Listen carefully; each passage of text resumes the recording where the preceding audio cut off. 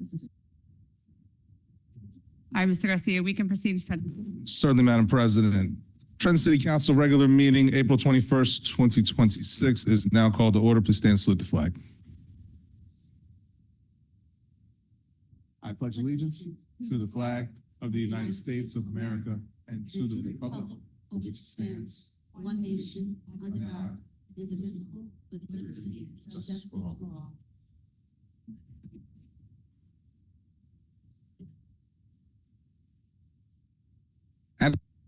Adequate notice of this meeting has been given in accordance with the Open Public Meetings Act pursuant to Public Laws 1975, Chapter 231. Complete to the extent known, it was sent to the Trenton Times and Trentonian News, posted in City Hall and filed in the City Clerk's office and posted on the City of Trenton website. Formal action will be taken. Roll call. Councilwoman Edwards. Councilwoman Feliciano. Present. Councilwoman Frisbee. Here. Councilwoman Gonzalez. Presente. Councilman Harrison. Vice President Williams. Present y presente. Council President Figueroa Gettenberg. Present. Myself, Brandon Garcia, Municipal Clerk, present. Mr. Kaloji is called to notify us that he is en route. He expects to be a few minutes late. And Mr. Bridges, I imagine, is coming as well. And I'm sorry. Mr. Yes. Councilwoman Edwards just walked in. Certainly, we'll mark her present. Thank you. And Madam President, if you like at this time, I'll read the invocation. Please. Almighty God, who holds the fate of man and nation, we most humbly beseech thee to bless this our city, these deliberations, and these thy servants, that they may act with wisdom and understanding for the good of our community and thy greater glory. Amen. Okay. And Madam President, at this time, I believe we have presentations this evening. The first presentation is from Roebling Block II. Yes, sir. It was my understanding that Mayor Regusiar wanted to introduce this group. Do we know, is he coming? Okay, I would like them to go ahead and proceed. Should he come in, he can say a few words after. Thank you. And just to be clear, Madam President, and so the presenters know, they will have how much time for their presentation? 10 minutes, sir. Thank you very much. Okay, gentlemen.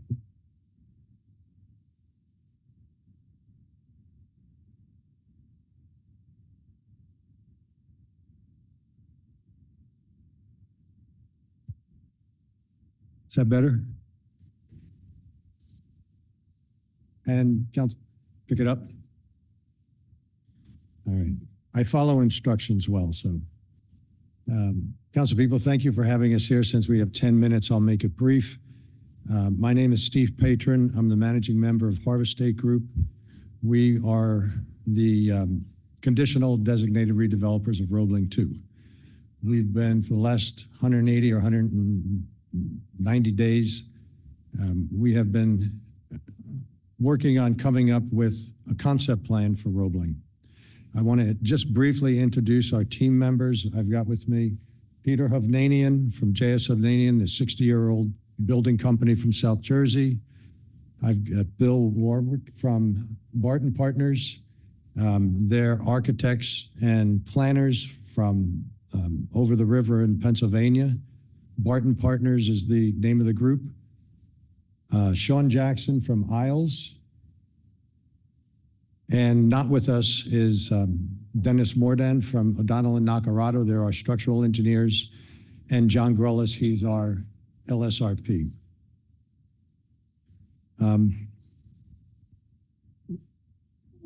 We've had several site visits, various members of the crew at various times. We reviewed whatever documentation we could find, whatever the city had and whatever we could find on our own. Basically, the reports that we have is a structural report from 2017. I don't know if you've seen that, but I can certainly get you copies of it. It's 63 pages. It goes to the condition of the buildings. It didn't measure the integrity of the concrete or anything like that. It was more a visual inspection. It made several recommendations. as far as saving the buildings. Also, many recommendations about shoring up windows, brickwork and things like that, where it wouldn't fall on the sidewalk or cause a safety hazard. All the environmental information that we were able to obtain, both from the DEP online website and also from the city, there's nothing past 2017. So it's not very productive. There's a lot of outdated reports that are there, a fair amount of work that has to be done. We've had ongoing discussions with private entities, public organizations, to get input and also to measure their interest in partnering with us in redeveloping this site. We've commissioned a market study, both residential and commercial, with the goals of understanding what buildings we could save and repurpose, and also creating something that would be a benefit for the community.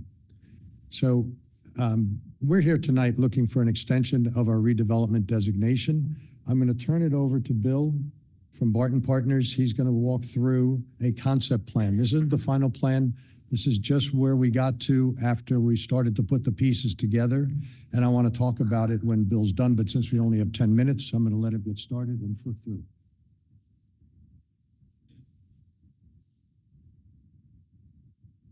Good evening. Thank you very much. I appreciate it. And I'm going to go quickly and happy to answer any questions later. This is the existing site, obviously. This is a plan concept that we have come up with for this site.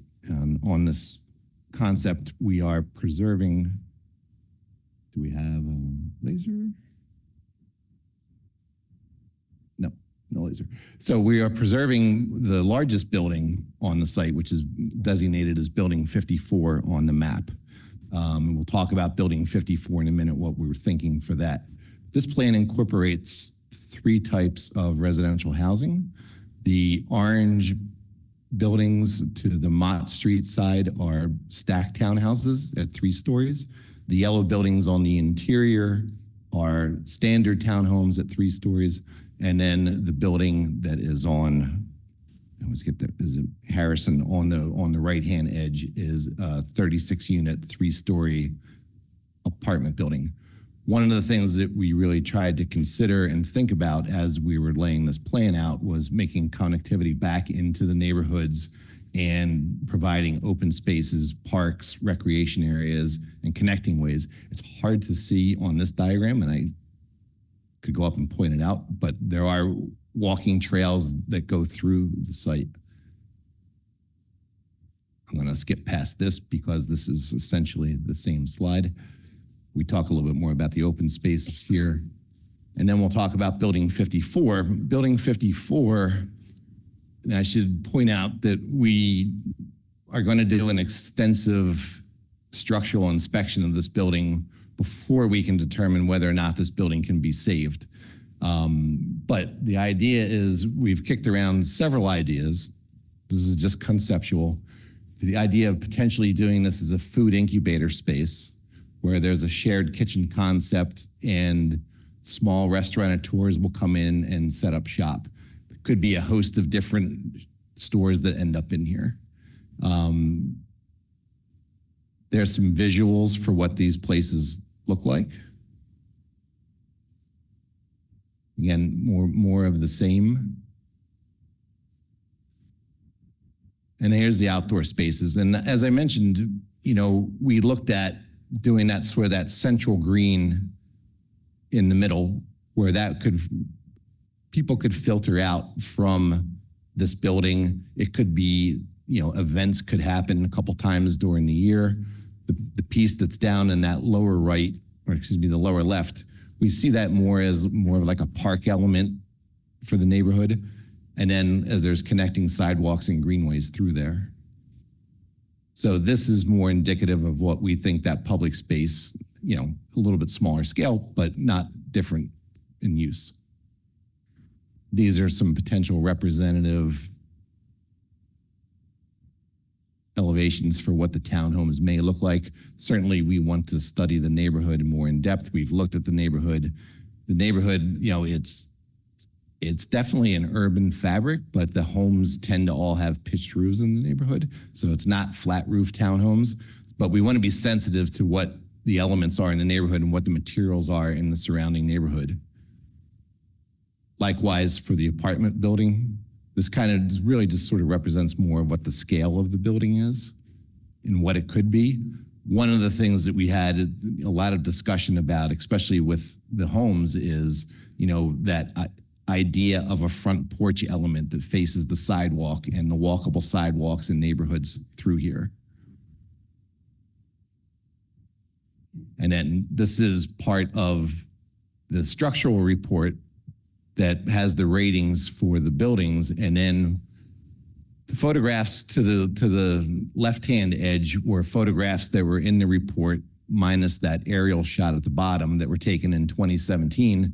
And then the photographs on the right-hand side were images that we took while we were walking the site in the fall of 25. And it kind of shows the comparison of what the conditions were then to what they are now. I don't know if you guys have this on a screen or the ability to see this, but you'll see that there's some real deterioration in the roof. The roof has really been compromised quite a bit. There is a 12-inch tree growing in the first floor of this building. And on the second floor, there are small trees and small shrubs, for lack of a better term. And then the second floor is covered in moss and grass, and it's holding water, as it did in 2017. It was holding water in 2017 as well, and the roof has deteriorated further. So we really need to get in and determine whether the structural integrity of the building has been compromised before we can declare that we want to save it. But we do really want to try to save this building. We think this is probably the most promising building on the site for something to happen. And that's it. Thank you very much. I believe Mayor Gussiar is here. If you'd like to say some words, closing them out, Mayor, and then I'd like council to be able to ask some questions. Thank you, Council President, and distinguished members of Council. I wanted to put it in perspective by talking about the Roebling Wire Works building, and I'll be real brief overall. I got to take a tour of it, and it's the formerly Art All Nights building, and right now they're replacing the roof and all the windows on the 3 tiers. That's a $7 million job just for the windows and the roof. The rest of the phase 2 is another $7 million, which would be a $14 million project. The building on Mott Street is similar, but unused. And you could imagine the cost of saving that when we're investing $14 million into the Roebling Wire Works building. The other project that we have is the Carver Center. I know it's near and dear to all of our hearts. We've secured $2.9 million, and that's just going to take care of the structural beam issues and the roof itself. We're also spending $3.5 million on Eagle Tavern. So the city has about 30 historic properties, and you could think of them, and I could give you a whole list later on. But we have to pick and choose. We have to prioritize what we're going to save. We would love to save Roebling Block II. Council had a chance, a prior council had a chance and voted it down. We had Prince Tell, that whole place would have been developed if they gave them the go-ahead. They didn't. And so those buildings continue to deteriorate. And we even brought in Paul Panacci to take assessment. Well, first of all, we had our engineers firm and said that the building could not be saved. We also had our code enforcement officer went in there and said it was an imminent hazard. And then even Paul Panacci looked at it and he said, yeah, the building could be saved, but at what cost? And while originally we said we wanted to just demolish half of it and try to save the other half, even Panacci agreed that it's cost prohibitive to try to save it. And it is a shame. It's not your fault. I didn't put it in that condition, but it is what it is. We have an opportunity to redevelop Roebling Block II and bring market rate housing in it. And we're really excited about the possibility. We still are dedicated to saving Roebling Wire Works. There are 2 other blocks, Roebling 1 and Roebling 3 that have preserved buildings. But Roebling Block 2 is in the condition that we have to make some real hard choices. And if you have $14 million per building, that's great, but I don't know where that's going to come from. So it is a shame, but this is an exciting project that can move the city forward. And we have a number of large developments, and you're going to talk about the Transit Village. We're the last city on the entire New Jersey Transit that does not have a transit village. And we have an exciting proposal to have one where people can walk to the train station, then go on to either New York or Philadelphia. So there's a lot of exciting development proposals in the city. You see it with the Van Sciver, you see it with the Bell Telephone Building, you see it with Roebling Block 3. There is a lot of expressed interest. And I'm really excited about the Burwell project that's on Wall Street. That will bring housing to Wall Street where there was nothing there before. So it is a shame. It is what it is. But I think this is an opportunity to extend the site control so that they could develop a real plan for Roebling Block 2. We can start all over again. We can look for a godfather of sorts that will come up with $14 million per building without even having the capital to create a development project out of it. So that's where we are. Thank you, Mayor. If you wouldn't mind, can you stick around? I want now to have an opportunity for myself and my council colleagues to ask questions, and I'm not sure if they're going to be aimed at you particularly or the redevelopment people. So please stick around. Thank you for that information. I have a few questions. This structural report is from 2017. One of the first things that was pointed out that the one building that can be saved, and then going into the presentation, it was like it may not be able to. We haven't really gone in. We haven't really assessed it. We don't know. When is it going to be reassessed? And when did the Princetown deal fall through? Just curious. 7 years ago. Okay. It was one of the, it was right out of that. 2017? No, it was 2018 to 2019. Okay. That So was the after this proposal. last assessment, okay. Yeah. So, in order to bring a presentation before us and saying, this is the only building that we think that we can save, but we don't know that we can, when would we have an answer as to whether or not this building can be structurally saved or not, being that the other building that we thought was going to be saved, at least partially, kind of got ripped down without our knowledge of. We kind of got sideswiped in that. We were not made aware. And we don't want to see that happen again. So what does that look like, and when is it going to be inspected? We had CME, our engineering firm, went into the Mott Street building, and they'd made an assessment that the building could not be saved and that it was an imminent hazard. We had our own code official went in there and said it's an imminent hazard. And already a wall section had been compromised and collapsed. So we had a demolition company came in to do up to the collapse. But then even when Paul Panacci came in, he said that you can't save the building. Okay. And so it was fluid. God forbid somebody went in there. We've had squatters that have gone in there. It's an attractive nuisance for kids to explore in. We could not risk keeping the building up any further.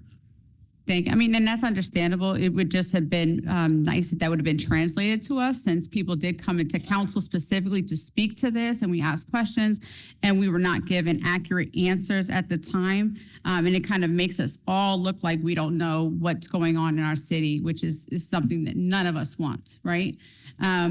Okay, so another question I had about this, so the rest of these buildings that are not going to be salvaged and we're going to be townhouses or whatever, I feel like a lot of townhouses in the city typically fail. What's going to make these townhouses persevere? Well, first of all, you have a company that believes in the project and that is building them. You also have to think of what is Trenton going to look like for the next 20 years. Don't look at it as what is Trenton going to look at like today. Just drive out there. That's what Trenton looks like today. This is an opportunity to create market rate housing, would attract a middle class, and transform that neighborhood. It would add life to Roebling Block 1, the market that's there. You could have entertainment possibilities that are there. And I think that as development comes in and more people believe in the city, they're going to take a chance. Young generations such as you cannot afford New York or Philadelphia anymore. And especially when kids are coming out of college, they're looking for a medium-sized city that's walkable, that has things to do, that has a downtown. And that's what the vision for Trenton is.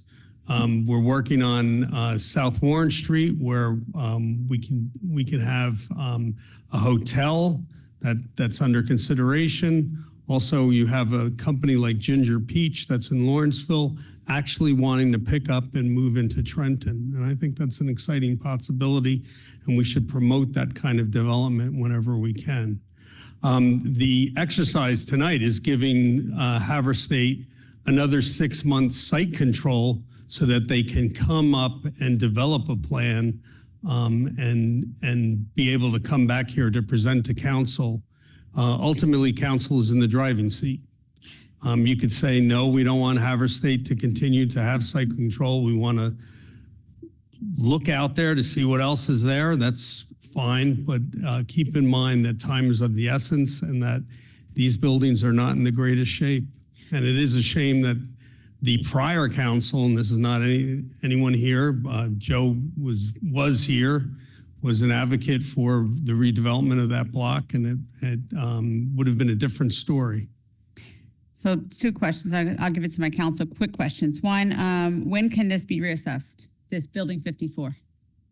It's being reassessed all the time, and CME only did the Mott Street building.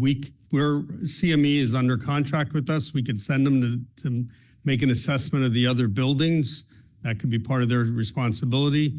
The code enforcement official can also look at the other buildings. But just in discussions with them, it's not pretty. And okay, and what is Ginger Peach? Tell us. Ginger Peach is a bakery that's in Lawrenceville on Main Street, and they are going to occupy the site of the Starbucks that is on South Warren Street. They're going to move their production facility because it's bigger here than Lawrenceville. Do the production facility, will create jobs, but also have a bakery shop for on-site purchases. All right. Thank you, Mayor. I'm going to pass this on to my council colleagues. Who has questions? Councilwoman Frisbee? So thank you, Council President. Thank you, Mayor, and thank you to all who came to present this evening. I have, my first question is, CME, you said they did the assessment of Building 54. What was their recommendation? Tear it down. Could not be saved. Okay. That was theirs. I want to hear what they actually said. Yeah, and that report is available, and I believe I forwarded it to council. Okay, and then this is, see what I have any more for you. So I don't know if this is going to be for you, Mayor, or for those others who presented. I see that they're the 3-story homes. One, I know the work of J.S. Hovnanian. I actually bought a home in West Hampton, and you were the builders there, and the work there was absolutely fantastic. Cried, but I had to leave it. So I know your work, and I know that it is quality work. So I appreciate that we have you here. Second, I want to say, in moving Trenton forward, there are a lot of things that we want to do, and preserving our history is extremely important to all of us. But preserving life, to me, is even more important. I would not have anyone to go into a facility, a building, a structure that is not safe, which is why I wanted to know what CME's recommendation was. I don't weigh history over life. Life is the thing that I'm more concerned about right now. And always, whether it's the buildings, we can take some of the bricks and we can make hopefully something that can be in honor of that, to honor the structure itself, and the history there is what I would hope if we were to go forward with this project that we would do. I am not for preserving something that might at some point come down on someone. So that is my response to that. And I don't mean to interrupt you, but if any council member would like to take a tour of Roebling Wireworks, please let me know. I really encourage you to go there to really imagine the possibility. That is our civic center in the future. The second phase is to put in HVAC, flooring, more bathrooms, and an industrial kitchen so that we could truly have events sponsored by the city of Trenton. So I didn't mean to interrupt you, but if any, Okay. I really urge you to look at what a substantial investment by the city, $14 million, to bring that to life. And that's preserving history. And I appreciate that. We're investing all that. And like you said, we have to pick and choose. We'd love to preserve all of it, all the entire town, but that's not a reality. I did have a question about the buildings themselves. It said that they 3-story townhomes. My questions about that is, are those going to be one family? Are those dual family? For Have her those- seat.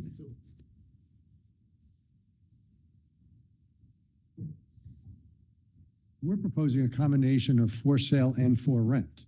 We think there needs to be some for sale, again here, there needs to be some for sale construction that people can buy and own. They are a combination of individual and what we call stacked townhouses or back-to-back townhouses, which sort of interconnect, but they're not connected together. These aren't like 2-family houses or 3-family houses. Again, this is a concept plan. It's not the final plan. I'm here tonight because we have to do our own investigation of the larger building that we want to preserve. And I've got to spend $75,000 to do that. They need to test the concrete. They need to do other things. I don't understand that world, but that's what I'm told they need to do. Our hope is to preserve it. I look at this site as the gateway to Chambersburg.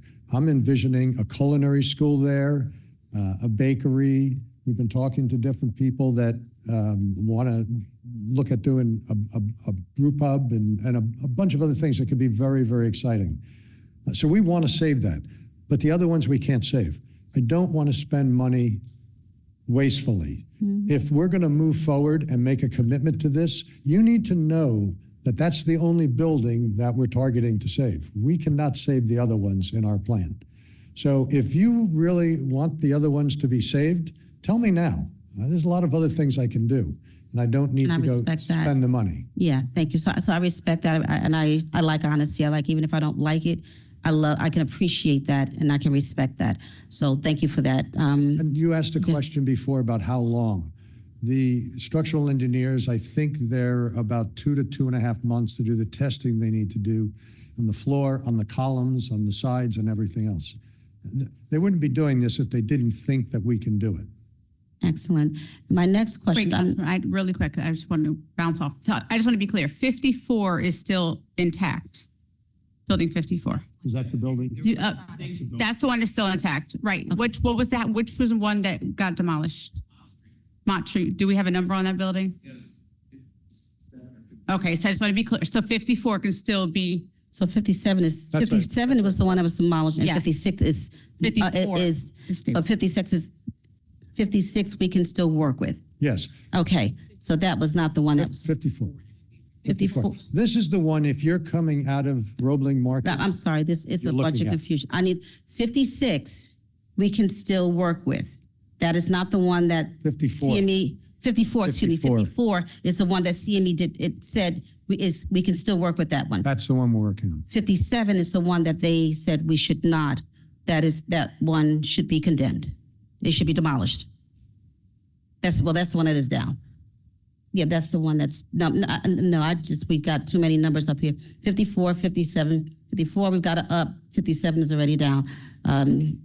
That's where I am. So, Bill, to put it in perspective, Building 54 is, and correct me if I'm wrong, Bill, it's like 45,000 square feet per floor for 2 floors. It's a big building. This is the building that has been taken down with all building here on 57. This is 54, the one on top, not trying to. Excellent. Thank you for The that. drive out of Roebling Market, you're looking straight at it. Got it. Thank you. Don't even go. I gotta cut just a few more. So I know the questions will come, and I know this is really not the time to ask about parking and all the rest of that, because all that will come with it. But just know that is something that would be a big issue because we're already tight here in the city for parking. So just knowing that's going to be a question that will come up repeatedly. The number of parking spaces per unit, because folks will have more than one going forward. Number of parking family.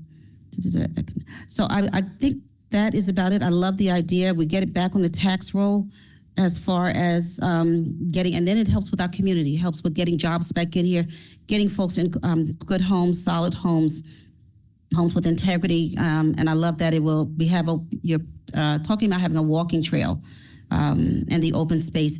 The other question that I would have you take into consideration, and maybe I missed it, but I did hear you say that there was to the bottom left, there was going to be a park.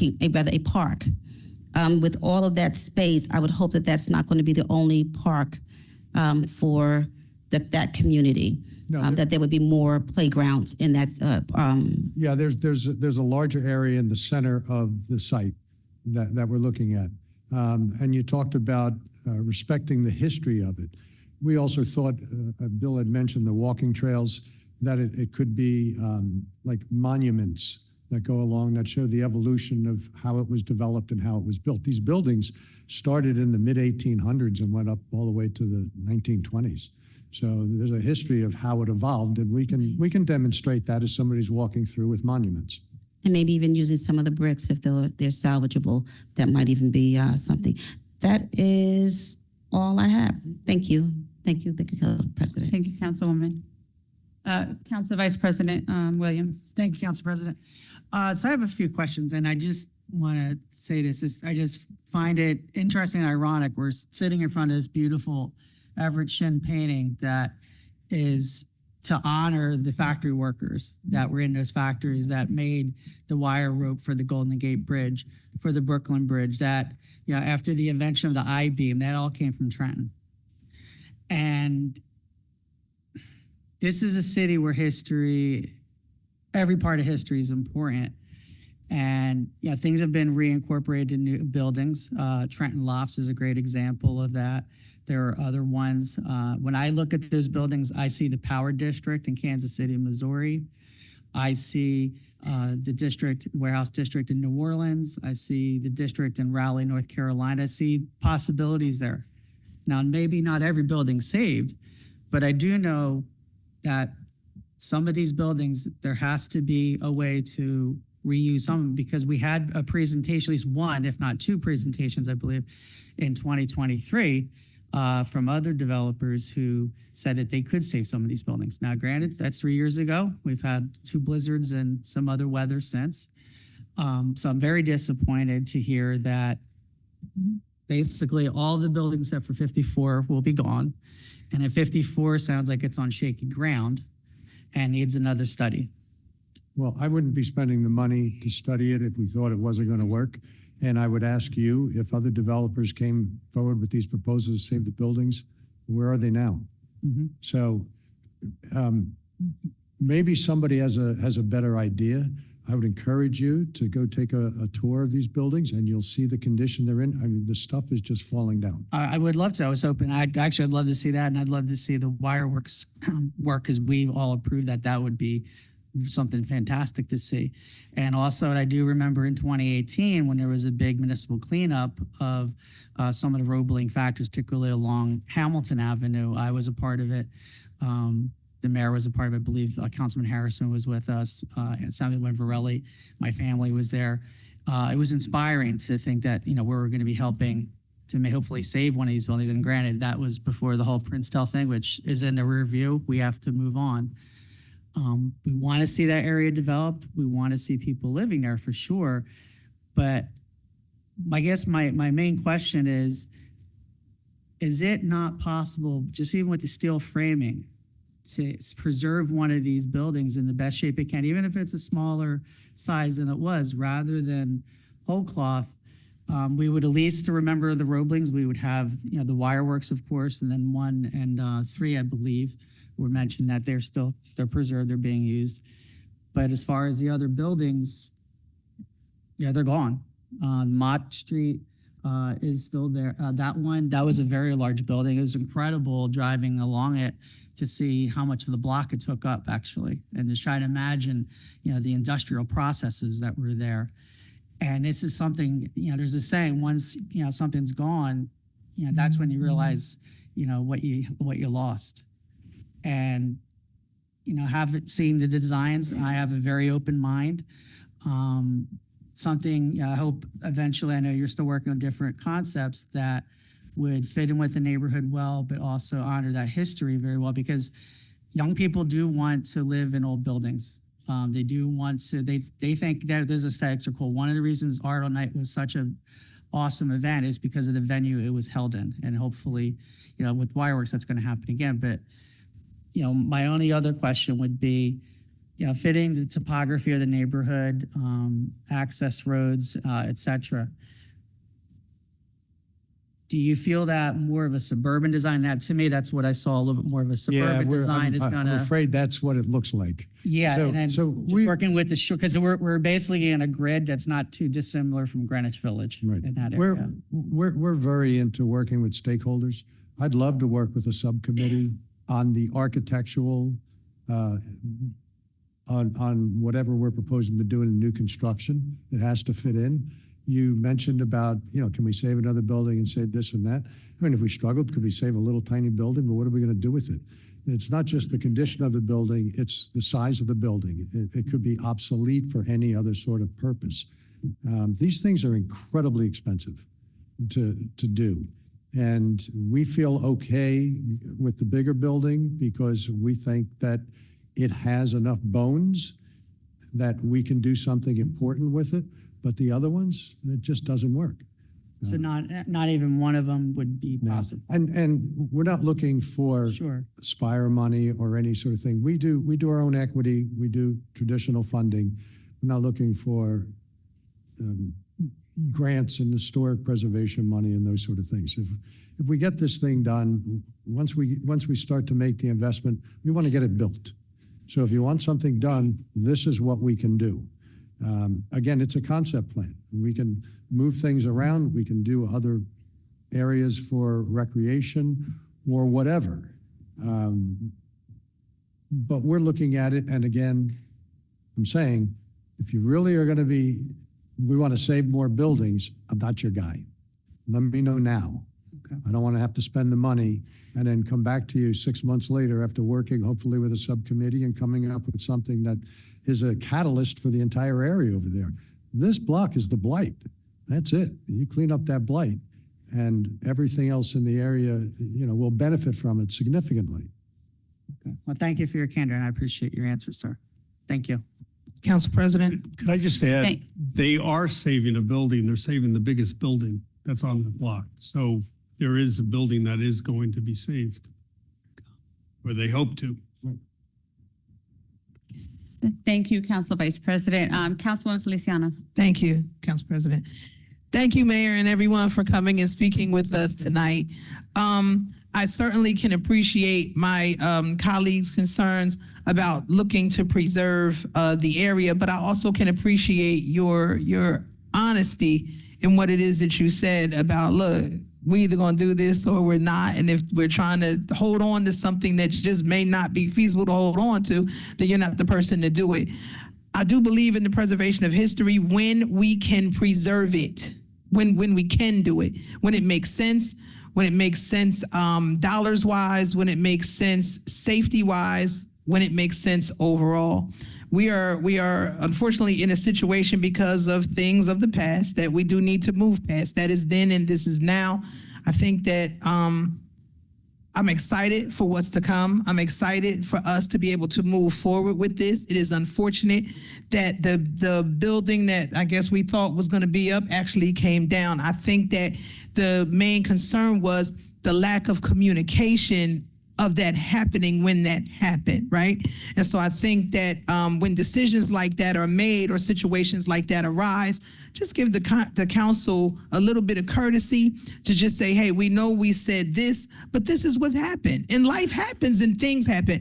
But that is the whole point of us communicating with each other to make sure that we're all still moving forward together, so we're not here in situations like this. So again, I thank you for coming forward. I'm excited for what's to come. I'm looking forward to the project, hopefully moving ahead and us getting this underway so that we can continue to clear out the blight, to help move Trenton in a positive direction, and to give our people even more positive things to look forward to. Thank you.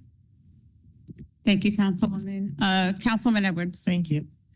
Good evening. Thank you for joining us and for all of these updates.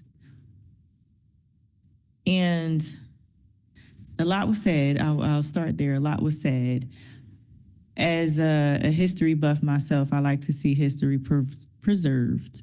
But history can be preserved in a lot of different ways. Images, reconstructing new things with the materials from a different project, stories told, things like that.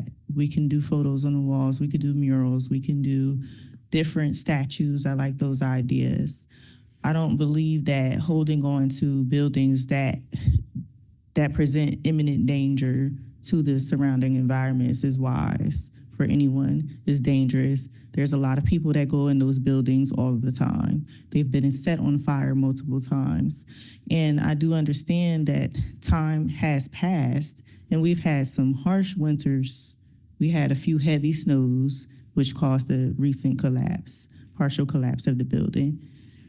So just understanding things were just nature's way. And that's what happens when properties sit there for a long time and go underdeveloped and unmaintained. And things have happened prior to this council. So I think we have a responsibility to just move forward in the best way that we can. I do have some questions.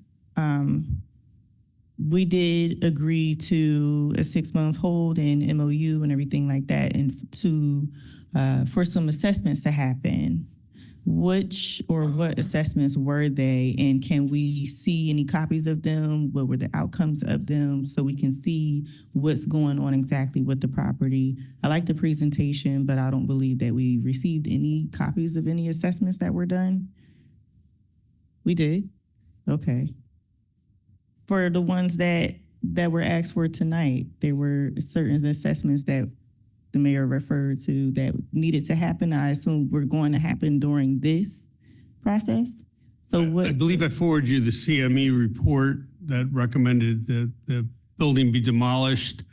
The whole purpose of Havstat, 6 months, they did an initial study and came up with a formula plan of how to proceed. They just said they need another 6 months to finish their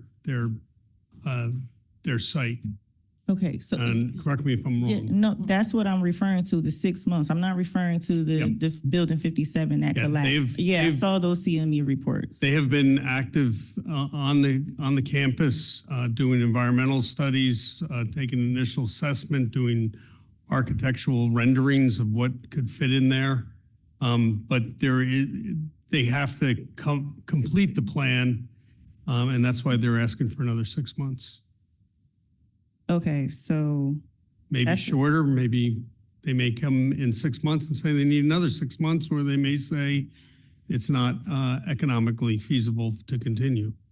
But that's the whole purpose of giving a company such as Havstat 6 month site control so that they can go on the property and make those assessments.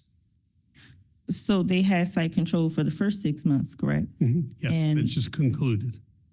so it's not concluded, but the studies that were done, those are complete, or you need more time to finish the studies? Because I don't believe we received copies of any of those studies. Right, it's an ongoing process. In our business, 6 months is tomorrow. It goes very, very fast. There are a lot of people that have to get involved in a team to coordinate things. I think the mayor's right. I mean, it's possible in 6 months from now, we'd be back here saying, here's where we're at, this is what we've done, and we need more time. When you stick a shovel in the ground, you're committed to the project at that point. I do the front end, Peter sticks the shovel in the ground. So we're investing a lot of dollars as we go through, paying professionals, getting all the analysis done that we need in order to confirm that what we're proposing to do has the highest probability of success. We're not there. But I needed to come here and tell you that if we're going to proceed any further, this is where we're at. And the only thing that we can do is the bigger building. We can't save the other buildings. Could somebody else do it for some purpose? I don't know who it would be. They would have come through. They would have surfaced already. And the buildings aren't getting any better. So far, the assessment, the studies that you have done determined that out of all of the buildings, only building 54 is possibly salvageable and the rest would have to come down. Correct. Okay. But, and I think the mayor tried to make the point before when he was talking about $14 million to repurpose a building. We don't have that kind of money to put into this. It's not the same animal. So you can save anything with the right amount of money. You can take each brick apart, you can chip it off and becomes church brick and put it back together again, like a Lego set. But at what cost? It's too expensive. So we can't make it work. We realize that this is an important site. The buildings are important, but the site is very important to the entire neighborhood. And so what we're proposing to do is something that we know we can do and will be a catalyst for the entire area. Okay, thank you. I don't believe I have any further, oh no, I did. So you mentioned market rate housing for townhomes and things like that, market rate housing for rent. You mentioned a food incubator. Are you planning on incorporating any other mixed use storefronts, entertainment for the public? Yeah, so it's interesting. We've been talking to a lot of third parties about different uses. I sort of got married to the idea of a culinary institute there for a couple of reasons. One is it can train people in the neighborhood. The other thing I thought about was the CIA, where the students go there, they cook during the day and people come at night. And I thought somebody had mentioned about parking, that this is a great location because at night, you don't have a lot of parking in the Roebling Market, but you have a lot of parking places that are vacant, which is across the street. We can light up the street, have people come from out of the area like they used to do in Chambersburg, come from out of the area to sample, what the students did during the day. Along the way, other ideas came up, all really surfacing around food, entertainment, that sort of thing. So we're again, these are concepts. They aren't fully vetted out. We don't know, tomorrow somebody may come up with a better mousetrap. We'll figure it out as we go. And 6 months is not a lot of time to do that. But we have been out talking to different people and coming up with different concepts and seeing what pieces fit together best for the success of the development, but also the success of the neighborhood. Okay. All right. Thank you. I don't have any further questions. Thank you, Councilwoman. Councilman Gonzalez. Yeah, most of it has been somewhat answered. I was going to ask about the first of all, thank you so much for coming before us and sharing this information. But about the unforeseen remediations or any environmental issues, will you all be covering the cost within this 6 months?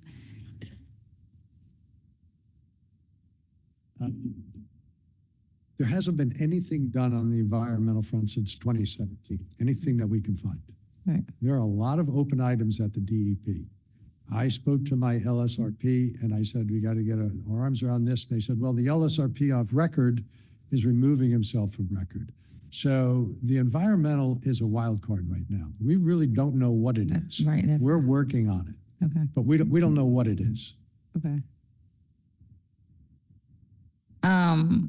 And some of the other questions will come further down, but I do want to say that I am also in agreement with Councilwoman Feliciano and Edwards as far as, sometimes we want to preserve, but there are ways to do that. So, I am excited to see what will come out of this project because we do want to get rid of that blight that's been an eyesore for a very long time in that area. So most of my questions have been answered. Thank you so much. Councilman Harrison? I'd like to start off like the mayor said. Princell was a huge mistake, but I'm glad to see that my council colleagues are willing to move forward. We have to continually move the city forward. It was a mistake by the last council, but we have to keep looking to the future. And you're correct. The mayor had said that we want to move the city forward. It's a gateway to Chambersburg, and the community and the neighborhood wants to see this develop. Thank you. Thank you all so much. Thank you so much for your presentation this evening. Thank you. Thank you, Mayor. Thank you, Council Yes. President. Members of council. Mr. Garcia, we can proceed to the next presentation. Certainly. Next presentation listed is Uriel Burwell for redevelopment of Wall Street. Thank you.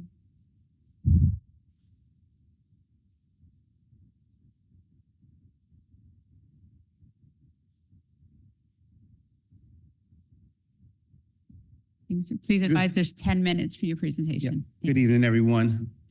Just want to say thank you to Mayor Gucciaro and his administration for providing me with this opportunity to come and speak to you all. And of course, I want to thank you all for being here to listen to me. Yes, that's it. To listen to it. I'm very excited about everything that's happening in Trenton. I've been down here for a while. I work with the Housing Authority and been working and seeing how much the city is increasingly changing on an ongoing basis. And it's really exciting to see some of the big development that's starting to come to the city. And people are definitely excited about coming to the city of Trenton. My project is based on the fact that not all people want to move outside of Trenton. And before we allow everyone to be unable to stay in the city of Trenton, like many of cities like Newark, 80% of the people renting and all of those folks can't afford to stay in that city. So it's very crucial that as developers come and start to build houses at market rate levels, that we're mindful of that process. And that's one of the things I'm hoping to do here to start with. We're doing 8 modular homes here on Wall Street and let that be a standard for growth as to how we can start to do more housing in the area for working class families. The project is, may have to help me with this thing, but let's see. The project is called the Wall Street Development Project. It's comprised of 12 lots along the street from 30 to 56. Okay. All of the yellow lots are parcels that I'm pursuing from the city to develop those particular units, all multi-unit homes. That'll be approximately 2,200 to 2,500 square feet. It's located near the corner of North Clinton Street. And each of those houses, again, will be modular, probably take about 6 months to a year to actually complete the entire project. And because they're 2-family homes, it would make it a little bit more affordable for working class families in the area, as well as speaking to Mercer County about the first-time home buyers program to possibly help some persons, to help them, provide them with down payment assistance for these homes. Again, these are preliminary designs that we've worked on before. So this is not the final design for it, but it is actually showing that there's 2 off-street parking one garage, but it's 2 parking spaces underneath the house. Each house will be comprised of 2 units, again, approximately 2,200 to 2,500 square feet. Right now, this particular design has 2 bedrooms on each floor. That could expand to 3 bedrooms, but again, because of the cost of it, to actually bring it, that will affect exactly how much these units will be selling for. So that's going to vary. That could vacillate between costs. So we have to be mindful of that, because once you start to get to 3-bedroom houses, modular homes, it starts to go up, and then therefore making it unaffordable to working families. So we want to keep that in mind as we begin to move forward with the project.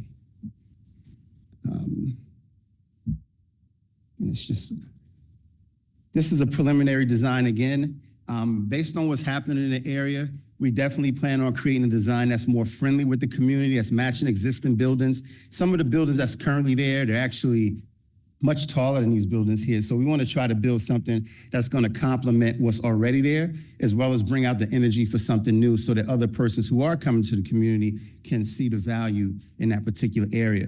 It's located about a block away from the train station. And I think right now, because these will be modular homes, it's just a phase in what's going to come to the city next in terms of developers coming and wanting to do more stick-built housing. My experience in doing this, I've been doing development in the city of Newark for 30 years. K Havanian, Society Hill, all those projects, lots there were all vacant prior to them coming in and seeing what they did. Even in my neighborhood where I grew up, it was all abandoned lots. And I see now going back there on Springfield Avenue, 20th Street, some of the most abandoned areas in the city, having put those houses there 12 years ago, and now selling those houses as affordable housing for $200,000 12 years ago, and to go back there now in 2026 and see people on Springfield Avenue buying two-family homes for $850,000. So I am more than certain that if we can start here on Wall Street, is definitely something that could cultivate into bigger goals of building more affordable housing. So that's part of what it is that we're looking to do. Again, these are all preliminary designs, so I won't spend too much time talking about it. Just a brief history of myself. You're certainly welcome to ask me all the questions about the particular site there. One of the goals being also, going back to the slide, is to make the community more walkable from the train station, to make it something that individuals can actually walk through the block. Right now, it's all vacant properties on the block, so it's not a lot of blight, a lot of properties just sitting down. There may be 3 or 4, but I think that with this development here, to definitely bring that into it. I wanted to share a bit about myself, some of the things I've been doing here in Trenton. As I mentioned, I worked for the Housing Authority from 2010 to 2015. So that was one of the things that I really learned about the city, and seeing some of those houses at that particular time that was $60,000. I was really fascinated by that. So I started working down here and going back and forth. But today, those same houses that were $60,000 in are now $200,000. Some of them in the same condition, some of them maybe a little bit worse. But to see that that's what's happening here in Trenton is the same thing that happened in Newark. So I see it coming for Trenton. I know developers are really excited about what's happening in Trenton. A lot of developers, despite what you want to believe, they're outside of outside of Trenton, and they're looking to buy properties in Trenton to hold, because Trenton is coming. It's here now, so it's coming. But a lot of developers, not necessarily you guys. Next time I come, I'm going to bring my architect and engineer and my environmentalist. So I'm not going to bother Roebling. That's another issue. That's another issue, though. Not you guys, whatever. But so.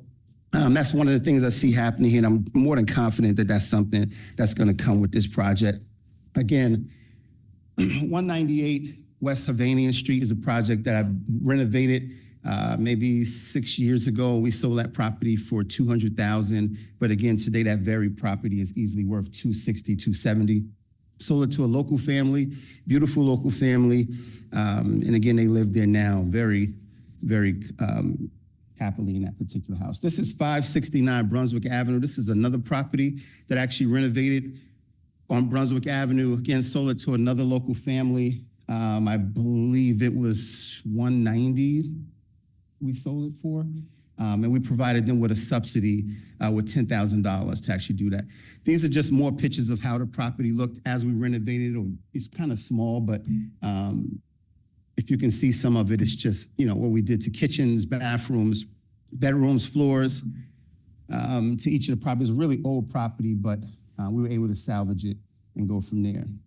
With regards to modular housing, my experience, recently I was approved by the zoning board to do a modular house at 46 Wayne Avenue, and I'm sure that most of y'all have probably gotten emails from me about 46 Wayne Avenue. I've been working on it for a while. And this is not this particular one. 46 Wayne is one I've been working on that's very similar in style to this one here. This one here is 792 South 14th Street that I did in Newark. And I'm using this as an example because it's something that we want to replicate and bring here to Trenton and do a lot more. But again, that's the drawings of it. And this was the actual house once it was finished. So again, bringing something with flavor, something with energy. As I said, everybody don't want to leave Trenton. People can't afford to leave Trenton. People just want to stay here. Not everybody want to leave our urban cities, as people think. Everybody don't want to leave Trenton. So there's people who want to be able to afford houses and live here.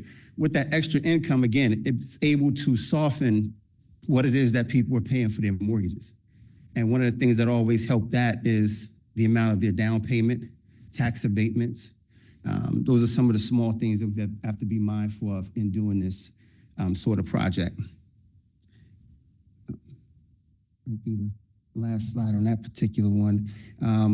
So that's what I'm asking for. There's approximately, let me go back again, 46 Wayne Avenue. That's here in Trenton. That's an 1,100 square foot house.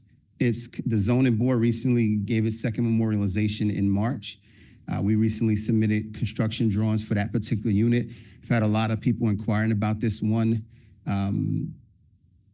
property that we're doing up there. So I do have pictures of it. I don't know how to actually pull it up here, but I have some pictures of it if we could get them up here. But those 12 lots that I'm asking for along Wall Street are all vacant parcels right now that I intend to plant these 8 homes on as soon as possible. They're all contiguous parcels, but we'd have to eventually subdivide them so that it's made evenly, or, so that each lot has the same square footage, possibly a little less, a little bit more. One of the things, of course, that's going to affect it is the current redevelopment plan for the area. I think it has, I believe it's 6,000 or 7,000 square feet in average as a part of that redevelopment plan that's already in place. So we obviously have to go to the planning and zoning board to talk about reducing that square footage, or maybe building on smaller lots. I think that's all for me. If there's any questions, I'm willing to take some. Thank you so much, Mr. Burwell. I have a couple of questions, and I'll open up to my colleagues. So looking at some of these lot sizes, one particularly is much smaller than the others, or two, one's 13 and 16.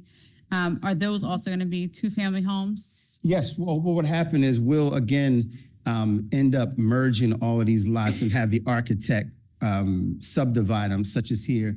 You'll see that some of them are, it may be 10 lots, but in actuality, once we put it together, merge them, have the architect subdivide each of the lots, they'll all have, as an example, 5,000 square feet per lot. Some of these lots are too small to put a house on, which is what happened to us on Wayne Avenue. The lot was 18 feet wide or 19 feet wide, and because it wasn't contiguous to another house, the city required me to come in and reduce the size of the house so that we would have 3 feet on the left and right. So there are a few properties that are not part of your plan, that are not contiguous to the others. Yep. 56, so 52 and 54 are not part of what you're taking, and neither is 40 and a half. That's correct. Okay. So what is your plan? Because those are smaller. 50 and 56 are much smaller. What's your plan for those? Those particular lots, again, we're looking at doing slimmer houses, maybe Trinity-style homes on those particular parcels, as opposed to what we do on 30 to 46.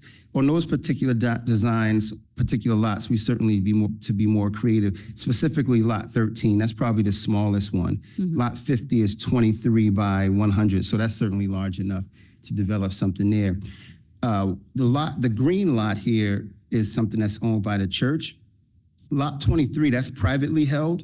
That's a vacant lot. That's an individual I haven't had a conversation with, but certainly willing to reach out to him to make that connection. 17, 14, and 15 are all current properties that are in place already. Okay, thank you. So if you can just explain, for those who don't know, what is modular housing? What is that? Modular housing is housing that, again, is built in a factory as opposed to on the street or stick-built. It's the same as stick-built, but it's just built inside of a factory, saving time, saving material, as opposed to being built on the street with weather conditions like we had over the wintertime. You can't build in those conditions. You have to have folks inside. You can't have them on the streets doing that. But in modular housing, you're able to build those units in a faster time, pick the materials, bring and cut and paste those houses in a short period of time. So that's the difference with stick-built. Again, that's a little bit more costly. Stick-built could be $250 per square foot as opposed to modular homes being $150 per square foot. So that would make it a lot more affordable for working class families as opposed to trying to come in and do stick-built. I'm presently doing stick-built homes in Newark, but those stick-built units can cost you $500,000 to build, at $550 with all the soft costs and everything that comes along with it. And as we talked about in some of the projects, you really don't know what's underneath the ground, if there's contaminants, if there's old tanks, if there's houses that were pressed down from fires. You never know exactly what's underneath the soil until we acquire it. So if you're just getting it vacant, once you look underneath there and see oil tanks and houses and, other things that happen, that could be part of the issue. Like I said, in stick build in Newark is 500, but here you could possibly get that same house of similar character for 300,000 if it's modular, so. Okay. And you're looking to sell these houses once you've Yes. completed them? Okay. And Yeah. what is your target audience? The target audience is working class families here in Trenton, as well as families who fall within an affordable median income for Mercer County. Again, that down payment is also crucial. Right across the street, you have a church there that has more than 1,000 members that will probably, be interested in acquiring some of these properties. I also spoke to the executive director of Trenton Housing Authority about the choice neighborhood as to whether or not we could possibly utilize some of the $19 million that they have outside of the choice neighborhood. And Clifford Godfrey said, of course, there's monies that can be used not only for choice neighborhood, but there's a possibility, again, because I've also worked at Trenton Housing Authority and I knew Cliff and Leggett and Jelani, all these guys or whatever. Part of that story and knowing that I used to work there and coming back to utilize this for affordable housing. So the target audience is people that fall within that 80% median income here in Mercer County. Some families who can just, but it's all really based and target for families that live here in the city of Trenton. So I don't have exact income requirements. So what they would have to do, that's something to be more tailored once we get exactly what it is that we're going to be building there. But it's certainly in my ideology for people from Trenton, because eventually these houses and other houses, they may not be able to afford if you don't do it now. I appreciate that. Thank you so much. I mean, I like that there's 2-car garages in these. I asked about the audience because I know that the townhouses built across the street from Cooper's, they were sold, I think initially they wanted, 250 or 300,000, and then they went down to 199 or something. And then a lot of them failed. Wow. With the homeowners that did purchase. So I just think, just being mindful, Yeah. Of the target audience when we're doing this. We don't want these homes to fail. We don't want our homeowners to fail. And again, that's one of the crucial parts about making sure that homeowners have gone through training to purchase these houses. We don't want to just dump them off and sell them to people who, again, can't afford to take care of them or can't take care of them. That's really crucial too. Like I said, in my experience, making sure that these individuals know how to take care of a house. What does it mean to be, paying your taxes? What is a tax abatement? How often you need to pay that kind of stuff? Your mortgage payment, what's going to be happening with these properties or whatever. Consistency with taking out your garbage. What are your taxes doing for your properties? These are all crucial factors that I think the homeowners need to go through that. And we talked about like OWLs having programs, Housing Authority having programs to help people do that. And that's definitely something that would be crucial to my heart, not just as a builder, but something to make sure that people don't get in here and fail. So thank you, Mr. Burwell. Before I let my council colleagues ask any further questions, I understand that our mayor, Reed would like to say a few words. Yeah, Uriel proves that not all people are bad from North Jersey. Reverend Harris made the introduction, and he's also working with Reverend Rodriguez. So that whole neighborhood will pop out. Both Rodriguez has his development plan on the left, and Uriel has his development plan on the right. And then across the street at 70 North Clinton, Avalon is bringing the old mayor's mansion back to life. So this is truly a neighborhood that will benefit from its close proximity to the train station. But we enjoy the relationship not only with Peter Hovnanian's group, but also Uriel Burwell. There's a lot of development interest into Trenton, and we want to make sure that they're happy with us as much as we're happy with them. Thank you. Councilwoman Feliciano. Thank you. That was a lot. that was a lot. Wow. Thank you. So I just have a quick question. Just to refresh my mind, and probably the law director will be able to answer this question for me. I thought that when we were doing this, maybe I'm thinking incorrectly, we said that people could only buy like 5 lots at a time?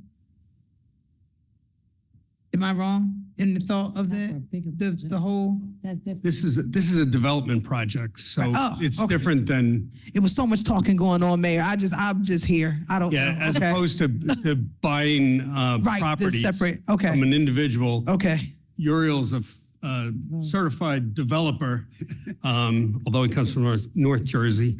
Right. Nonetheless, this is a development project, so of course we would Right. go beyond The five of limit. okay. Thank you. That's it. Thank you. Well, I was just about to get a Thank you. job with you guys, man. Councilman Harrison?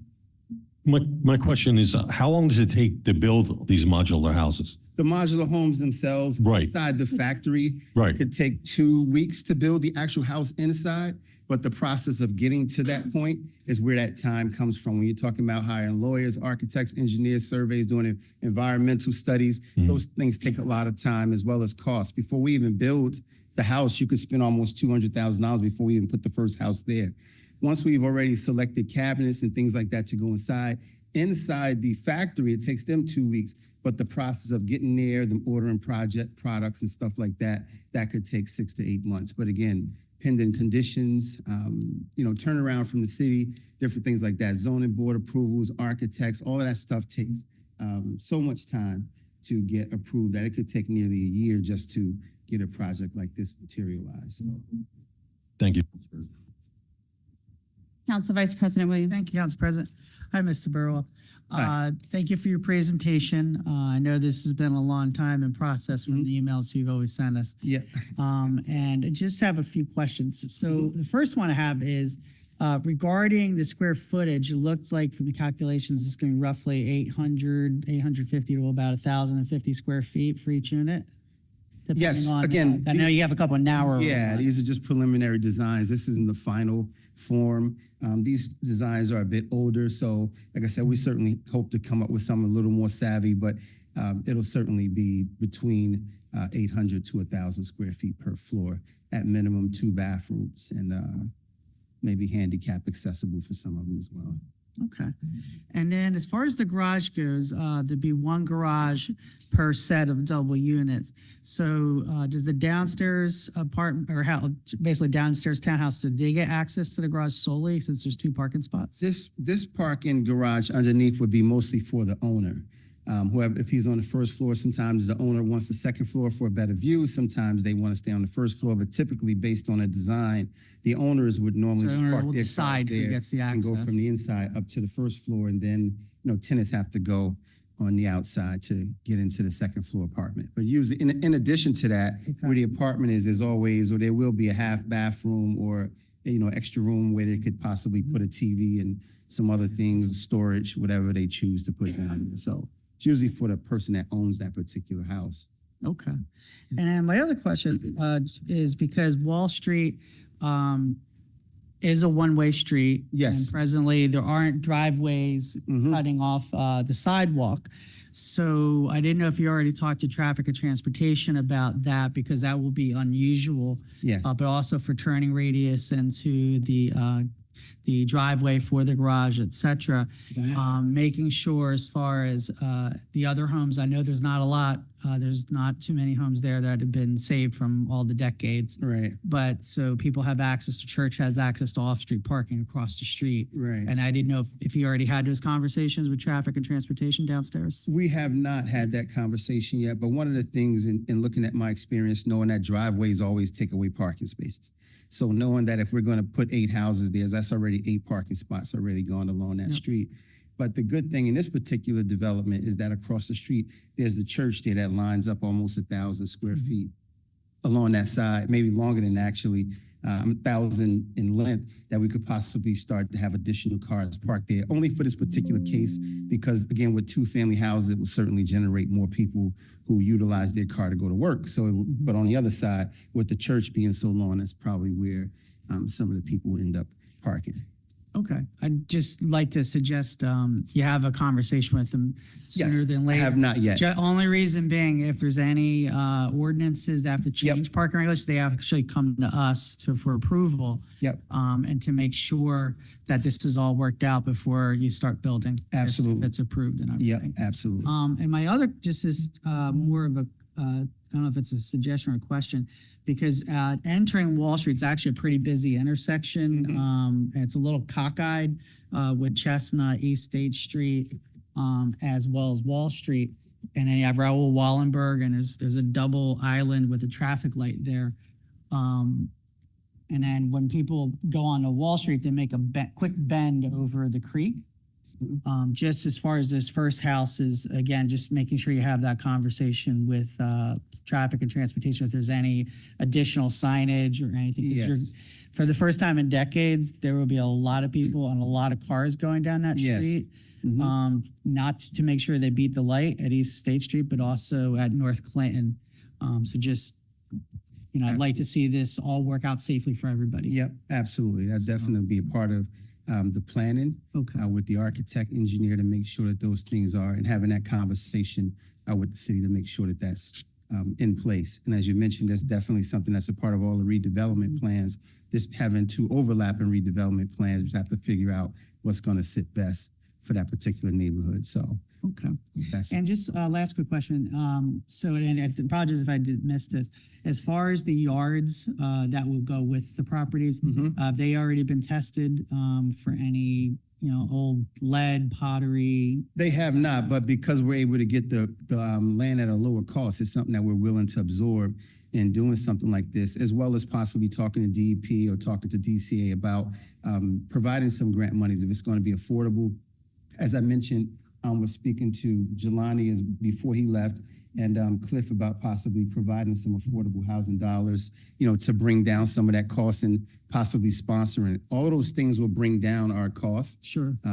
If you're getting the land, like the lot we bought on Wayne Avenue, we paid $40,000 for that lot. So of course, obviously that sales price is going to be higher, but now with lower costs in land, we utilize some of that monies to clean it up, as well as possibly utilize C&I funding to prevent our costs from going too high.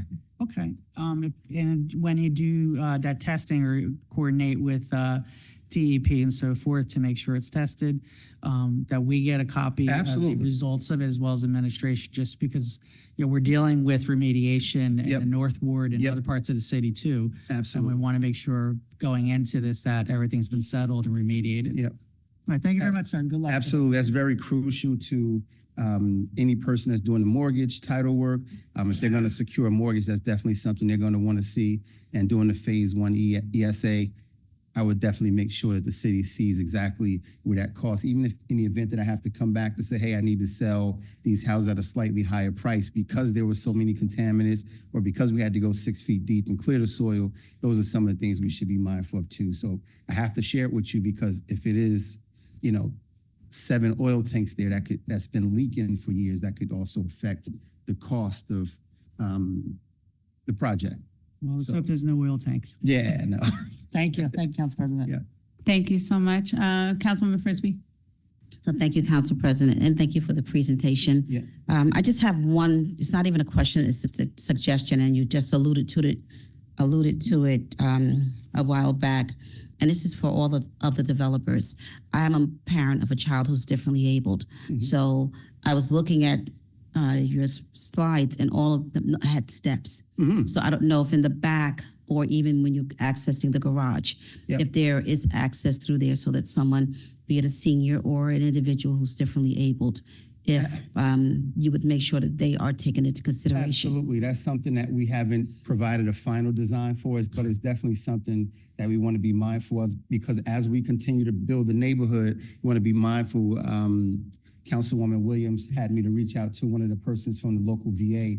And one of the things we talked about in speaking to him is that there has to be some possible entrance. These particular designs don't exert that, but as we talk to the architect, maybe there is 1 or 2 that we can design to have that, so that in the future we can utilize that same design to do dozens more or whatever. So right now, there's just a egress on the first floor for in and out, but as far as actually placing a ramp there isn't anything, not yet anyway, until we design. So Or even if you don't have the ramp, just maybe access from the garage. Yes. Or even from the back, there may be an entrance, but Yep. I chaired the ADA board here in the city of Trenton for some years, and that's some of the things that we used to, people just don't take for granted, even on the sidewalks themselves, giving access to get up on the sidewalk themselves. So I know this is all stuff that would be coming, but just things to take into consideration as you're moving about. Absolutely. Thank you so much. Thank you, Madam Absolutely. President. Thank you. Thank you so much, Councilwoman. Councilwoman Edward? I don't have any questions. Actually, all of my questions were answered, were asked and answered already. So really, it's a comment. I really like this two-family home design, and recognizing that a lot of our city are low-income people. We need opportunities for people to be able to build generational wealth, to be able to, get into a housing, to ownership affordably. A lot of people don't look at home ownership as affordable housing, but it's time that we start doing that. I actually became a homeowner by purchasing a multifamily property. And at the time, I couldn't afford a mortgage on my own, but with tenants to subsidize my mortgage, I did. And now I'm on my fifth property. So imagine a lot of people who are low income, and I made $45,000 at the time I bought my first property, just so you understand what most of our residents are living with, unlivable wages in a lot of areas of the city. So this is an opportunity for a tenant to have affordable opportunity, as well as someone who wants to become a homeowner and be able to have off-street parking. I think this is amazing. That street, it does have ample parking because the church does take up a big blueprint of it, and there's nothing along the side, like you said. So I don't think this would disturb the housing that's over there already. I'm very familiar with this area. I really, really love this concept, and I wish you all the success. For sure. Thank you. Thank you, Councilwoman. Thank you, council colleagues. Thank you so much, Thank Mr. you. Burwell, for this presentation. Thank you. Thank you. Thanks for Yes. having me. I'm really excited about it. Like I said, I've been working on this for a while, but definitely to see the change. This is me speaking from my heart, to see what's happening in Trenton and having had that 30 experience and see how explosive it is in Newark, and to know that most of the people there in Newark, even the houses that I build, I can't even afford those same houses, but knowing that Trenton is changing, the community has to be ahead of it now, because as it starts to grow, there's not going to be much room.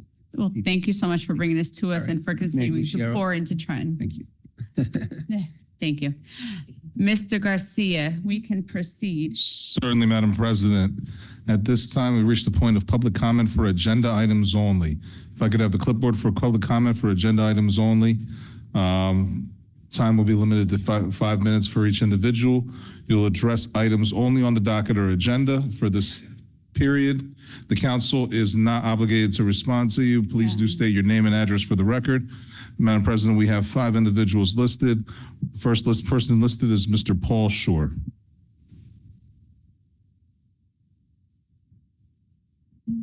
Good evening, Mayor, Councilwomen and men, Council President. Thank you very much. My name is Paul Shore. I'm partial principal of the 425 Greenwood Inc. project, which is across the street from the proposed demolition of 418 and 434 Greenwood Avenue for what's called Phase 1 of Ajax, which is owned by Dan Brennan. My objection to that ordinance, which is on the docket, is that it should not be passed. And I'm offering a counter proposal that I would be responsible for, and I pledge this, to preserve 418 Greenwood Avenue, as we have preserved 401, 407, 415, 425, and 212, 220. And I use those buildings as my witness. You can see them. They're there. We did it. We did it without financing from other people. We did it with the successful collaboration with the city, with construction, with all developers, with contractors. So we know how to get it done.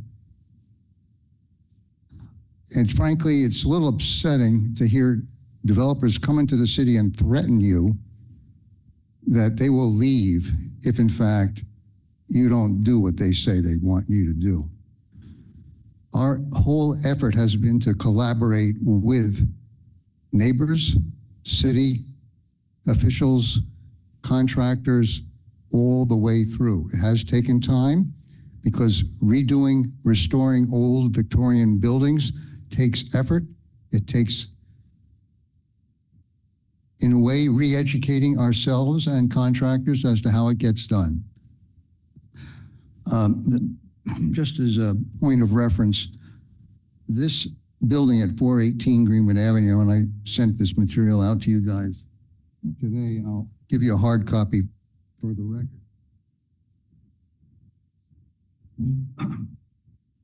Is owned by the Case family, now the Nikolai family, and they have paid, they're owed a tribute because over 100 years, they have saved this building for over 100 years. And it's a testament to their respect and love for the city that they have done that. To their stamina by preserving and living in 418 Greenwood Avenue. I honor that by making the pledge that I made tonight to you. Part of the redevelopment plan, the redistricting for the train station, involved a very long and arduous planning process, and it culminated in the train station redevelopment district, which has at its heart the Trenton train station. I would like to point out that the district plan, and I'll give you a copy of the key element in that. The key condition of that plan is that at the corner between South Clinton Avenue and Walnut Avenue, along Greenwood Avenue, there will be a gateway into the transit center. Their gateway, and it was planned this way for more than 30 years, was to be similar to the gateway on the other side of the train station. And in this instance, they wanted to make sure that it was not residential. The key point is not residential. The developer that is proposing to tear down these buildings, one of which I think can be saved, I will pledge to save it, is proposing residential project. Not going to work. We know it's not going to work because we've lived there, worked there for 40 plus years. So on the drawing that I just gave you, there's a description on the back of what this corner has to do. This plan envisions a new gateway development at the corner of Greenwood Avenue and South Clinton Avenue. This development will serve to connect the neighborhood south of the train station to the development around the station. As such, a grand entranceway is envisioned at the corner of South Clinton Avenue and Greenwood Avenue that will invite pedestrians through this complex to the train station. The new complex will be a significant office structure with a ground floor plaza and atrium and result with retail. Some I can't read as well as I used to, so sometimes I left my glasses, but here they are. You can't even see where your glasses are. It's so hard. It's amazing. So the design, this is what you get to be when you're 80 years old. This design. Mr. Shore, your time is up. Okay. So the other thing that I wanted to show you was that this project. Sir, your time is finished. Thank you. This is the only other thing I wanted to say. This will take a minute. I really can't make any exceptions. Want to give me some time? So if you'd like to sign up for public comment, you can, and you can continue your thought. Thank you. Yeah. Mr. Garcia, please proceed. Certainly. Caitlin Fair.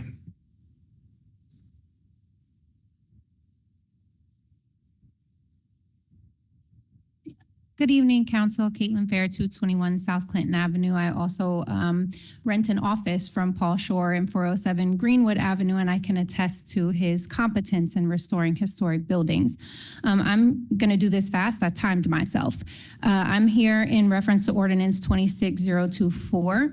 Allow me to start by saying I'm a huge proponent of redevelopment and agree that the city needs it. As a member of the city's zoning board, I have been encouraged by several development projects that have come before us, even with some of the challenges and concerns that we have been confronted with associated with those projects. For some projects, we have been able to arrive at reasonable terms for the projects to proceed. Others are simply not appropriate projects for the proposed sites, particularly in light of testimony provided by neighbors to these sites.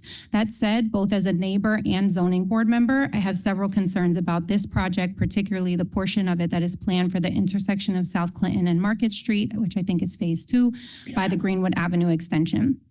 For starters, it's important to consider the context that we have just had a high-density apartment building constructed 2 blocks in the other direction, and there is another property that Ajax is currently constructing on Greenwood Avenue just a few blocks east. These redevelopment projects have already and will continue to put a strain on this area by introducing new traffic, parking, garbage, and other issues. However, I have fewer concerns about the direct impact of those current projects to the neighborhood as I do about the project in question. I'd also like to enter into consideration the current zoning of the area in question. This area falls within the RPZ 10 zone, referring to the Roebling Gateway Redevelopment Plan zone, according to Trenton's master plan, and zoning regulations associated with the zone are as follows. The Roebling Gateway Redevelopment Plan should reinforce and strengthen the existing urban character of the neighborhood and promote a diversity of mutually beneficial land uses to include new housing, new neighborhood scale commercial uses, neighborhood scale cultural facilities, and supportive institutional uses. Regulations within the plan should seek to preserve the architecture within the area, and new development should contribute to existing traditional urban character. Per the zoning, all new development and land use is intended to be both mutually beneficial to the existing neighborhood, these are my words now, and to be neighborhood scale. This project meets neither of these criteria. The maximum building height in this area is 3 stories. None of the residents in this neighborhood have been privy to the plans for this project, nor have we been included by the developer in any proposed plans, with the exception, I think, of one of my neighbors. So we don't know exactly what is being proposed, but I can't imagine that a 150-unit apartment building would be neighborhood scale. Additionally, to my knowledge of the project, there's no mutually beneficial use for the existing neighborhood, and in fact, a project of this scale and nature would result in negative impacts to the surrounding neighborhood. I have many concerns with this project, including the impact of increased density on our existing parking, traffic, and garbage issues, as I mentioned, which I've detailed to you all elsewhere. For example, this project would displace 15 plus cars that currently utilize and pay Ajax with the associated lot and the cul-de-sac for parking due to there being no street parking along South Clinton, creating an even bigger parking crisis than we currently have. However, my biggest concern about this particular ordinance is the invocation of eminent domain. While we have heard testimony from the developer regarding his intent only to invoke this for the property owned by Interstate, there are no protections built into this ordinance to protect the possibility that he may change his mind at some point based on his plans. As you all know, we have a shortage of home ownership in this city, resulting in poor stewardship and caretaking of properties and areas across the city. In a 1-block radius of this project, there are at least 12 homeowners. People who have invested decades, some their lives, into this city. People who have restored and maintained 120-plus-year-old historic buildings to make their homes in, who clean and maintain the busy and challenged blocks that we live on. This ordinance could easily rob us of that investment via eminent domain or displace us as a result of the negative quality of life impacts associated with this potential development. This just scratches the surface of my concerns about this particular portion of this project, as you have all been made aware. It's an attractive project in theory, and it could work, but at what cost? The actual impacts of this project on the neighborhood and existing residents who have not been consulted or considered whatsoever would be potentially catastrophic. The presenter earlier said not everybody wants to leave Trenton, and that is true, but it is becoming increasingly difficult in full transparency and honesty to stay here. And I'm asking you to please not push us out further. I also have a petition here signed by some of the homeowners and residents in a 1-block radius of this proposed project that I can hand over to be reviewed. I gathered these signatures within a 1-hour time frame today. So this is not even a full representation, but just what I was able to capture today. Thank you, Caitlin. Absolutely. So thank you. Alejandra Mondragon. Good evening, everyone. Thank you, sir. For your time. I'm also here to speak to you regarding ordinance 26024, but I'm going to take a different approach. I did not grow up in the city of Trenton, but I was educated, and my college degree is from Rider University, and I'm a first-generation college student. Through my friendships from people from Trenton that went to Rider with me, I fell in love with your city. And now I've moved into your city and I have been living here. I'm now a resident of 215 South Clinton Avenue. And so what I want to share with you today is what our neighborhood looks like now. We are all townhouses right on South Clinton Avenue. We go out, we support each other, we have built a community. And around that entire section of the city, we are trying to come back to the city and make it residential, 1-family, 2-family homes, so that it can feel like a neighborhood. Here's where I'm concerned, and I'm here just to give you grievances. I don't have any recommendations for solutions. But what I have noticed, because I am also a commuter, I will go work in the city. I get on the 7:15 train every day. Since the beginning of this year, more and more trains are canceled. So there have been many times, so I'm on the 7:15 in the morning, that gets me into the office around 8:40. As a first-generation college student, I'm also really proud to say that I work in corporate America. These are all goals and dreams that are not always accessible to members of our community. I grew up in a city in North Jersey that looks like Trenton. And so it was always my dream to come back to a community like the one I grew up in. I grew up in Passaic, New Jersey. So Trenton, New Jersey actually looks like where I grew up. And I wanted to bring corporate dollars into communities like this. I get my hair done locally, I get my nails done locally. I want to support local businesses, bring back those monies from banks here. Anyway, so I get on the train at 7:15 and then I usually leave the office around 5:30 on a good day. Anyway, I usually get home around 8. The cancellations have been nonstop. And so 2 things I want to share with you. My concerns are mainly around some of these developers, right? And what are they doing with these massive properties that they're literally planting next to every single train station? New Brunswick, 1-bedroom apartments average $2,300 a month. 2-bedroom units reach $3,200. In Edison, 1-bedroom units range between $2,200 and $2,600 a month, with larger units exceeding $2,800. In Princeton, we all seen the beautiful development they built over there. 1-bedroom apartment, $2,650, etc. What has that done? Again, in 2026, New Jersey Transit has been suffering several major delays and cancellations, and they have been widely attributed to the overall overlapping structural operational issues such as aging infrastructures, and also the fact that Amtrak owns a lot of those rails.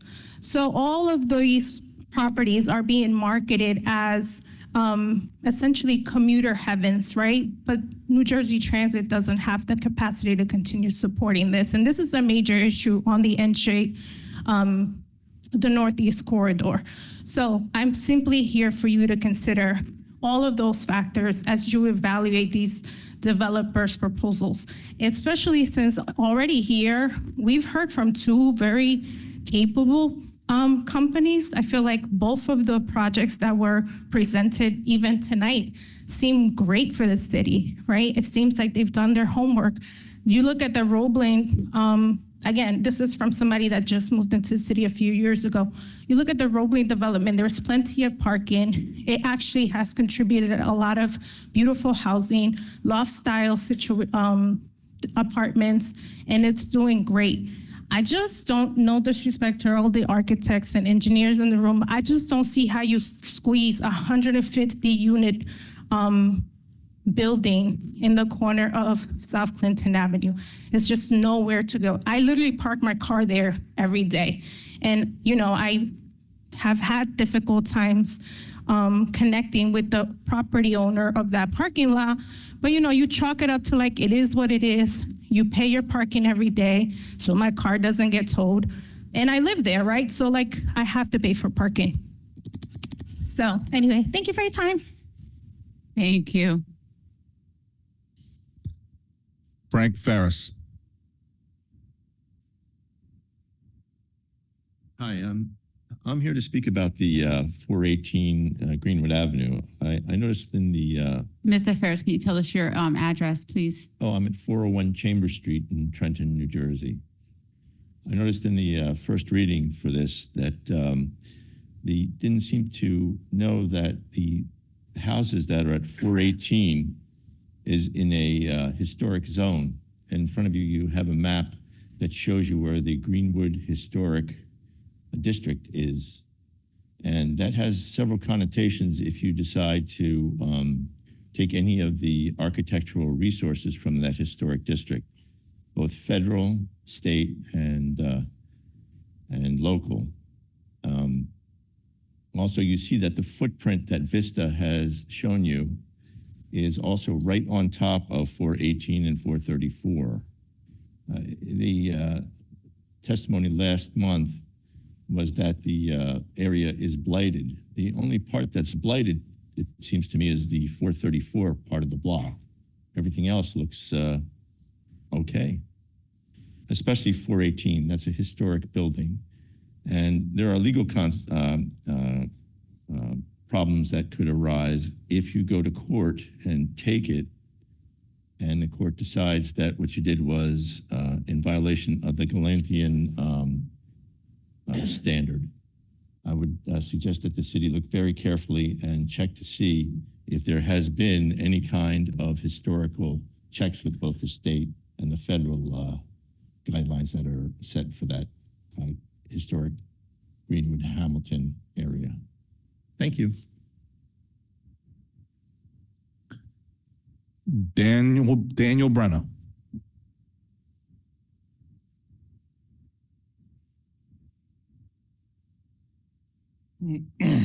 Okay, lots to get into. Real quick, let me just address some of the comments earlier, which is good. So Paul Shore's comments is ironic because he bought properties from the city of Trenton 25 years ago on a disposition agreement. A couple of them are still vacant, so he's defaulted on these for 23 years. As far as Caitlin's comment and the size of the project, I don't know where this number is coming from, 150 units at that corner. That's not anywhere nearly contemplated for the size. And we actually plan on creating a new parking lot in Caitlin. You're more than invited to park there. So I think we cleaned that up. But I want to put this whole thing into perspective. At the last meeting 2 weeks ago, Colin reported that the city of Trenton lost $50 million in ratables. That should concern all of us. And now we have to face a tax increase because we're losing ratables. But yet, in every other municipality in New Jersey, ratables are growing and increasing.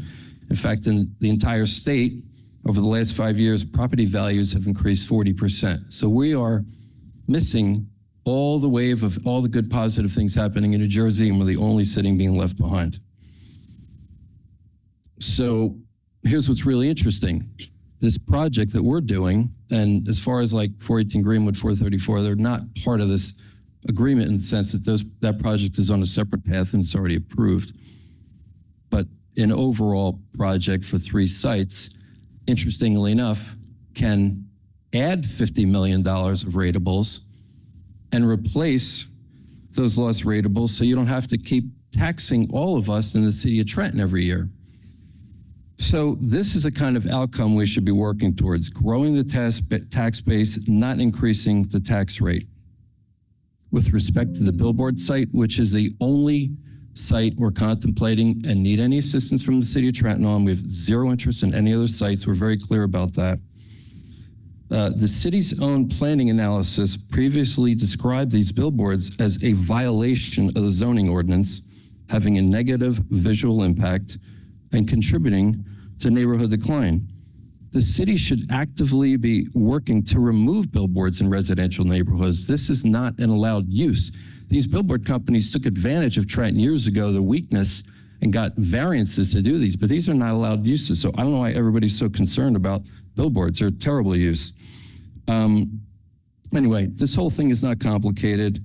This ordinance is an extension of project timelines as a direct result of city delays and an opportunity to replace lost ratables and improve a key gateway to the city.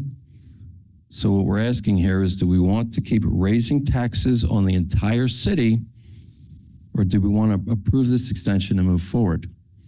Thank you.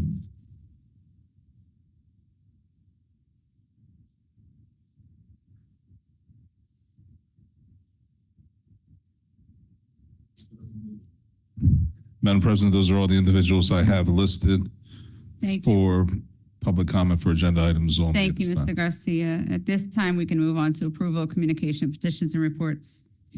Certainly, Madam President, if you want to ask for a motion. Yes, may we have a motion to approve communications, petitions, and reports? So moved. Second. Roll call. Councilwoman Edwards. Yes. Councilwoman Feliciano. Yes. Councilwoman Frisbee. Yes. Councilwoman Gonzalez. Yes. Councilman Harrison. Yes. Vice President Williams. Yes. And Council President Figueroa Kettenberg. Yes. Motion carried. Moving on to old business at this time, ordinances for second reading and public hearing. A moment, please. Yes, may we have a motion to, may we proceed? Certainly. Ordinance 26-024, ordinance authorizing the execution of an amendment to disposition agreement and the sale of city-owned properties to Vista Center Development LLC. Are there any members of the public that wish to speak to this ordinance at this time? Seeing none, Madam President, if you want to ask for a motion to approve. I'm sorry, Mr. Shore. I know you were commenting to this. Did you want to take this moment? Understood. Paul Shore, principal in 425 Greenwood Inc. I'm a little confused as to exactly what was the ordinance that was passed just now. That was passed, you said? There were none that were passed. Okay. This is second reading for the ordinance. Oh, this is the This second is reading. second reading, correct.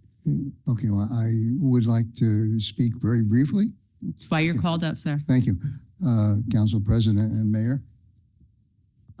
As I said, we have developed this project with the assistance of the county, the state, the city, contractors, and we've have it filled. It has been filled. I'm not sure where Dan Brennan is getting his information, but you come every day, you're invited, take a look. We have hundreds of children coming for preschool education. Parents, probably at least 100 parents. So it's a little baffling to me about misinformation and why one would need to make that statement. But you got it, and now you hear the counter. Like I said, I'm willing to make the investment to preserve that building, as well as make the investment that brings tax ratables. We've done that. We brought those back from dereliction, drug addicts. The corner had prostitution. We have persevered, just as Carolyn Case and her family, the Nicolais, have persevered. So with that said, thank you very much. Are there any other members of the public that wish to speak to this ordinance at this time? Go ahead, sir. Please state your name and address for the record. Frank Farris, 401 Chambers Street, Trenton, New Jersey. Just wanted to make it clear that, that case that he's talking about is from Case Pork Roll. They are famous and been in Trenton for over 100 years. They have contributed taxes, and they have contributed employment And I think it would be a shame if you knocked down a house that is so beautiful in the architectural, as an architectural gem for the city. And to keep knocking those houses over and over again it doesn't seem very fair. Thank you. Are there any other members of the public that wish to speak to this ordinance at this time? Go ahead, ma'am. Caitlin Fair, 221 South Clinton Avenue. I just want to emphasize that my biggest concern with this particular ordinance is the eminent domain clause and the lack of restrictions around that clause to the interstate billboard property.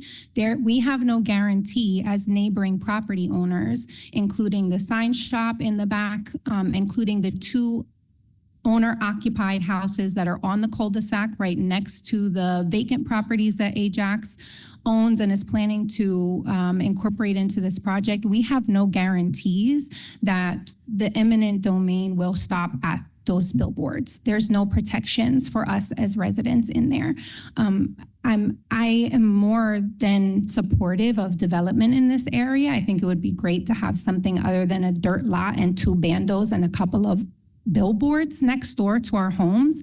But again, none of the neighboring residents who are all single family homes. It's all primarily owner occupied. This is a very specific neighborhood that we're talking about that has a lot of investment. And none of us have been, to Dan's point, involved in or consulted or looped into what the plans are for that area in a way that we can feel comfortable understanding the ways in which parking will be incorporated and how that will or will not impact us, what the proposed plans are. I'm going off of what was testified in the last meeting, where this is going to bring 500 to 600 new residents to that area with a total of 300 units. So I'm just going off that math to assume what's going to be in that area based off of the occupancy that was stated was going to be in the building across the street. So I'm just doing basic math here, right? If that's doesn't align with the actual project, I don't know, because nobody has given us any information. So again, I'm happy, and Dan and I have had conversations in the past. You have my phone number. Like, I'm happy to be involved or be looped in or be, consulted on this.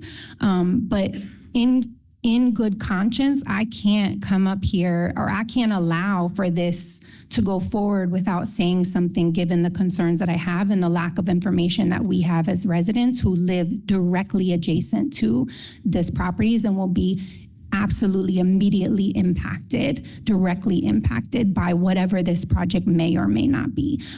So that's kind of what I have to say on that. Thank you. Thank you. Mr. Garcia, really quickly before we ask anybody else if they have questions about this, I do want to ask this question to both Mr. Brenna and to our law director, if he's the appropriate person to answer. I did ask these questions in docket review specific to what will that parcel of land where the billboards are, what will that parcel of land be utilized for? And I also want to speak to this 500 to 600 residents coming into this area. Is that an accurate number or not? Thanks for the question. So first of all, I appreciate Caitlin's concern about the condemnation, and she said there's no protections. There actually are protections, because the only way that you could pursue something is if a property is listed on our agreement, and the properties she's referencing, like George's shop and the houses, they're not on our list in our agreement. So we couldn't request the city to proceed on eminent domain for that. As far as the 500 to 600 people, that's assuming about 2 people per unit. So cut that in half, that's about 250 to 300 units, 3 parcels. When we have approvals for 100 units, the other one's about 125 units, and this corner site, we're still working up design, but it could be like 50 to something units, 50 to 65 units, which is not intensive. And as far as like how it all works, you go before the planning board, you go before the zoning board, you put your plans before them, public has time to comment and work out all the issues at that point. Right now, design is not part of this, but there's a concept at this area to create and bring residents there. As far as like traffic and all that stuff, if you think about pre-COVID, we have a parking garage on Walnut and Greenwood that was 1,400 cars. It used to be close to full pre-COVID. Now it's like 30% occupied. So even if we built all this stuff out fully, we'd have less traffic right now than we did prior to that. So as far as other comments regarding like office being the only use, that's not true. This zoning that we have offers a number of uses, residential, office, all that stuff. But I think we all know that there is literally zero office demand in Trenton right now, and probably will be the case. I wish it weren't, but any comments about like residential won't work, that's not true. I've been doing it for 26 years. We brought thousands of people into Trenton, so we're confident that we'll be able to bring more. Yeah, thank you, Mr. Brennan. I don't think you answered the question though, with regard to the parcel that could potentially be overtaken by eminent domain. Yeah. Just regard to that, I understand there's no houses there, there's billboards, it's a parcel, Correct. it's a small Yep. parcel land. What is the proposed use? An for apartment that? building. An apartment building, Yep. okay. For With how many- parking. Like I said, 50, 60 units. Oh, I didn't realize it was that large, okay. That's not that big considering the size of the parcel. Council President, if I may follow up on one point. Yes, Director. And I think the point that also needs to be made, I understand everybody's concern, but with respect to the possibility, albeit possibility, because we don't know if that's even going to be required, because Ajax has had the opportunity to even negotiate these things because they don't have an active contract. But with respect to that possibility, it's only two properties. The two properties that have the billboard. It's in the agreement. It's spelled out in the agreement. The only two properties that process is even possible. So I just wanted to point that out in response to everybody's concern. Don't assume, read the actual contract. If you have questions, come and ask. We're more than happy to decipher, interpret it for you, but it's two properties, it's limited to two properties, and it's expressly spelled out in the terms of the now outdated redevelopment agreement. Let's also be aware that in every redevelopment plan in the city of Trenton, condemnation's allowed. It's actually the main tool that state has provided areas to develop. It's all we have really in these urban areas. Any other questions while I'm up here? Thank you, Mr. Brennan. Madam you. President, Yes, thank you. I Councilmember. have several questions to follow up on this. Thank you, Mr. Brennan, for being here. Sure. Regarding the eminent domain, the only two properties you say are listed are just the billboards, Yep. correct?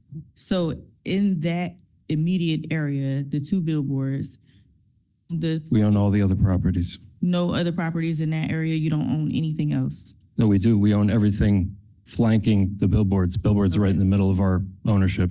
Right, okay. So in Schedule A1, you have a list of over a dozen properties here from Greenwood, South Clinton, Canal Street, Walnut Avenue, and there's an extensive amount of properties. So you only own the two that are vacant on the right-hand side of the billboard? Or do you own all, 4 or 5 of those properties? There's several there, yeah. So if you're facing the billboards, it's vacant and a vacant lot and vacant building on the left, and then vacant on the right. Yes, I saw the lot to the left, and then the buildings to the right, it looked like it was 2 vacant houses and there were 2 occupied. Right.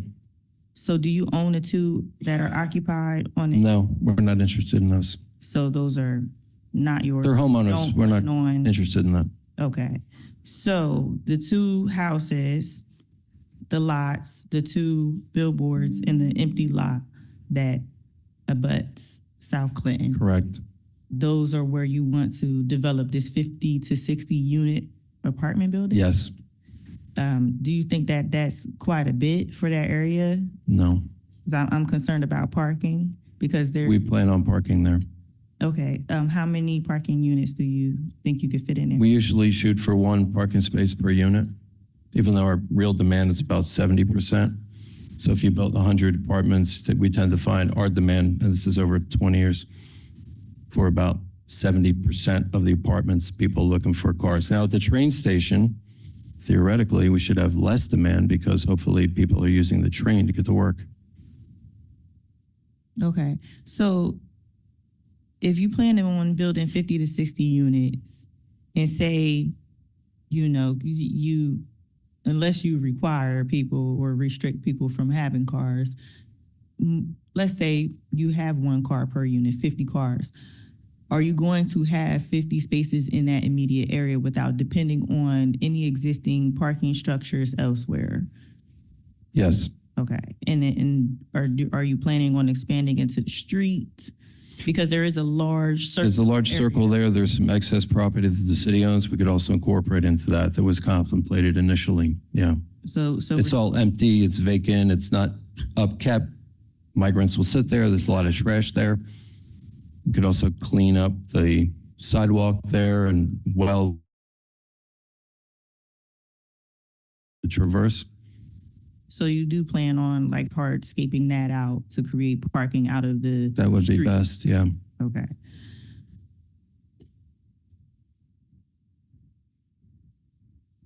Have you met with any of the residents over there? We have not proceeded with our design yet. So we're not at the design phase yet. Normally this happens at the point of design. Do you think that it's too premature to have a conversation with them to get early support for this project? Yes, because this, like I said, this is an extension of agreement that we started many years ago. And has that agreement actually expired Yes, that's why we're here. and you need an extension? Correct. Mr. Bridges, can you let us know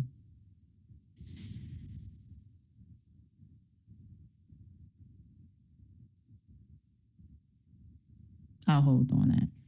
Thank you. I don't have any further. Okay. Council President? Council Vice President Williams. Thank you, ma'am. Thank you, Mr. Brenner, for being here with us tonight and all the residents who came also. So I have a few different questions, and I will ask you a question and then possibly Mr. Bridges and administration. So I do have a concern because this is in the North Ward, obviously, as you know. The area where I know it's a distance, but where you have billboards that possibly would be claimed by eminent domain. So there is a large cul-de-sac there right now that are used by the residents who live there, as well as emergency vehicles, garbage trucks, and so forth. So where you might be putting, I believe you said 50 to 60 units, which would butt up against Market Street, partially South Clinton, up to the row of houses where Ms. Fair lives, et cetera. Would you be claiming, it looks from this, you'd be having to claim some of the cul-de-sac. Is that incorrect? You cannot. You need it for emergency vehicle turnaround. Okay. So you wouldn't. That stays intact. Okay, so you would go basically a little plaza with the little sitting area with triangle. the tree that would go. Exactly.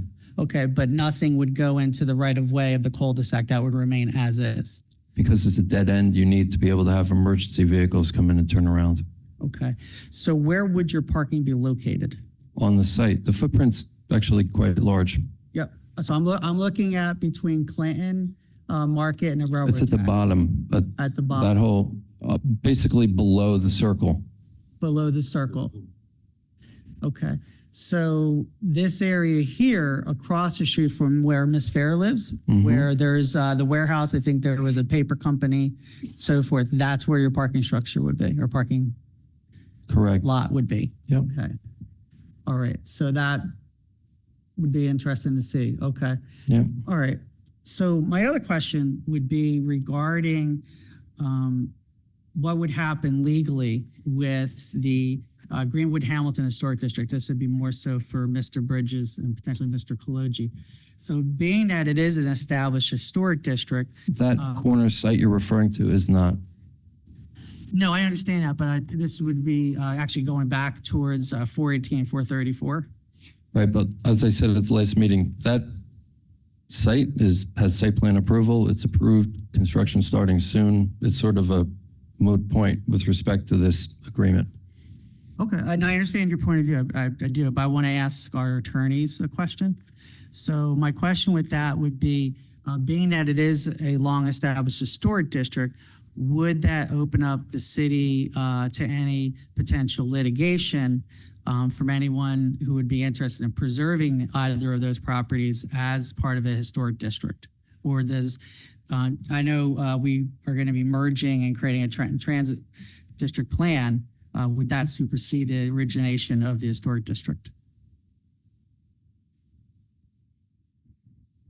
I mean, without having a specific example of what we're talking about, it's hard for me to give a proper answer. I know if it were landmarks, if it was something historic that would require them to go before landmarks and make a presentation and have an approval, that would be part of the site plan approval. I think where we are right now at the concept phase, I don't know that we're even at that point where we're looking for that type of granular information in terms of the buildings that we're looking to either renovate, demolish, remove, whatever the case may be. But like I said, if I had a factual basis or a factual property, I would be able to properly tell you, but I don't know where we are in terms of the historic district there versus landmark. So I just can't answer kind of in the abstract. All right, well, it's actually on this map here, where 418, which is it's a stone house, has a carriage house attached to it, or in the back rather, and there's like kind of an old style side porch with a roof that a carriage, I guess, would have pulled up, and then the folks would get out of the carriage and go in the house. That is still intact. There is a house at 434, which is in very bad shape. There's open windows on the second floor and so forth, and there's off people sleeping on the front porch. But the 418 property and 434 still fall into what is drawn out to be the Greenwood Hamilton Historic District. So that's where my question is, if this was established in 1982, is it possible to tear down those properties for a development, even if we're going to be having a new redevelopment plan? Does the new redevelopment plan and whatever agreements Mr.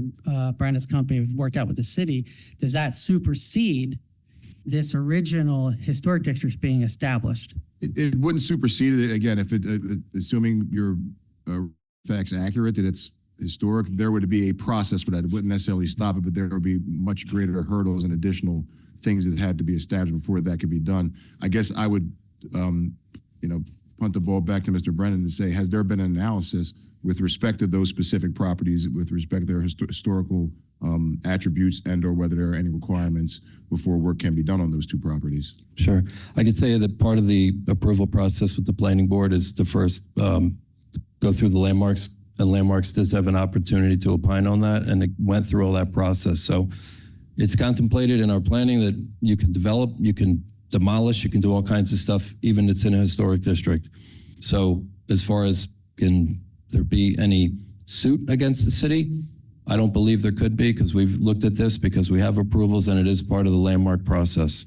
So and landmarks also is only advisory, they're not regulatory.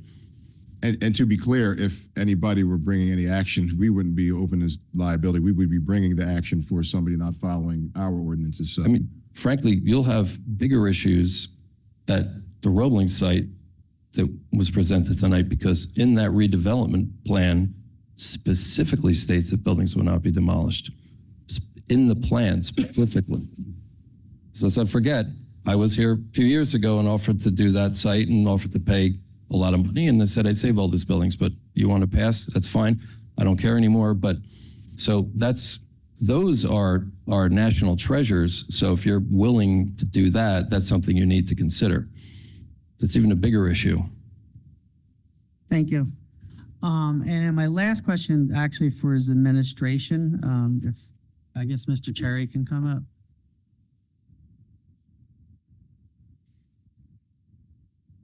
Do you want me to stay up here? Yeah, if you can come to the mic. Mr. Cherry, thank you, Mr. Brown. I appreciate it. What?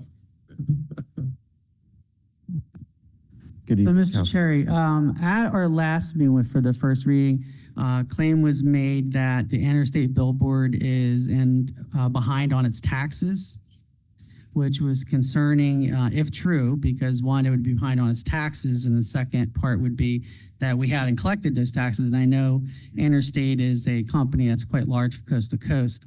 So the lot for that, the two billboards that we've been talking about at the cul-de-sac of Canal Street, are they in fact behind on their taxes for Interstate? We don't have record of any billboards in the city being behind on their taxes. Okay, so the answer would be no on that? The answer would be no, not as far as I have any record of. Okay. All right, thank you very much, sir. Appreciate it. Council President? Councilman Feliciano. Thank you. Okay, so Director Bridges, just quick questions, please. Just looking back at the memo back from March 24th, 2026, and we went through this already, but just for consumption, one last time. Litigation was filed by a neighboring property owner due to a deficient train station redevelopment area plan. Who created the deficient redevelopment plan? I believe that was the allegation in the litigation that it was insufficient. But would it have been against the city? No. Okay. No. So we didn't, it says the city chose not to defend the suit. Correct. Okay. It was a suit by a neighboring redeveloper who was challenging the redevelopment piece of it. That started when I first got here in 2019. The city did not choose to take a defense up because we did not want to defend private companies who were having disagreements with each other. Having issues, okay. And they did that on their own. They took their fight up and went to the appellate division, ultimately to Superior Court, and that challenge was denied. And that was really the linchpin to bringing us here today because there was such delays due to many things, including the litigation. Okay. And so this property that we're saying is historic, forgive me for not knowing, is there anything that would prohibit historic places from just not being knocked down? Is there no committee that they go before to have these conversations? Is there nothing? I'm sure that there is, but as we sit here today, candidly, I don't know the answer to where somebody goes for that. I don't know if Mr. Brenner or if anyone in administration can answer. I just don't know the process for addressing whether or not to demolish those historic sites. I do know there's a landmarks application, but this passed through landmarks and everything. Yeah, I don't know the answer, and I wouldn't want to give a half answer. It wasn't not a question I was anticipating today. But I know I had the eminent domain piece of the concern and other issues. This was not something that I took the time to look at with any great detail. Yes, when you do development in a landmarks district, anything you do, the landmarks committee gets a copy of your application. They have a 45-day opportunity to review it and opine and put a report and provide that to the planning department, planning board for the approvals. So they can recommend we oppose this, we don't oppose this.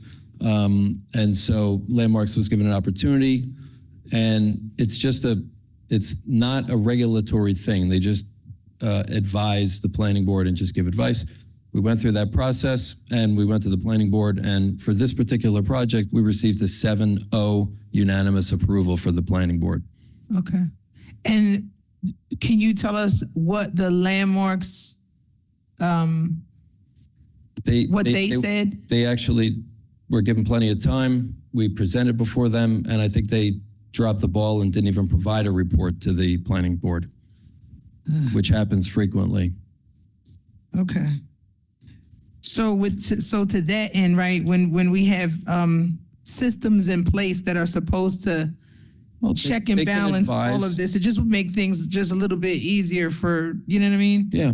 I mean, years ago, we tried to do an office building and we went and got approvals, and they were actually in favor of taking these buildings down at the time. And I have that report from years ago that said, yeah, this is a higher, better use, generate more taxes, and what our planning seeks. Okay. All right. Thank you. You're welcome. Thank you, Council President. Thank you, Mr. Brennan. Yes. Okay. Excuse me, sir. I'm sorry. Yeah, hold on. You already were able to speak to this. I'm sorry. I understand. I was just going to address the ownership of 418. That's all. Sorry. Mr. Garcia, can we please proceed if anybody else wants to speak to this ordinance at this time and has not spoken? Are there any other members of the public that wish to speak to this ordinance at this time? Seeing none, Madam President, if you want to ask for a motion to approve. May we have a motion to approve? So moved. Second. Thank you. I'm sorry, who was the second? Gonzalez. Sorry. Thank you. Roll call, Councilwoman Edwards. Abstain. Noted. Councilwoman Feliciano.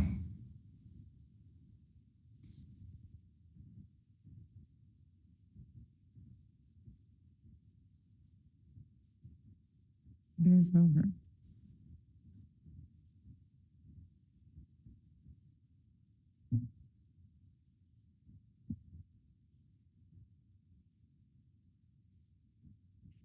Can you come back to me?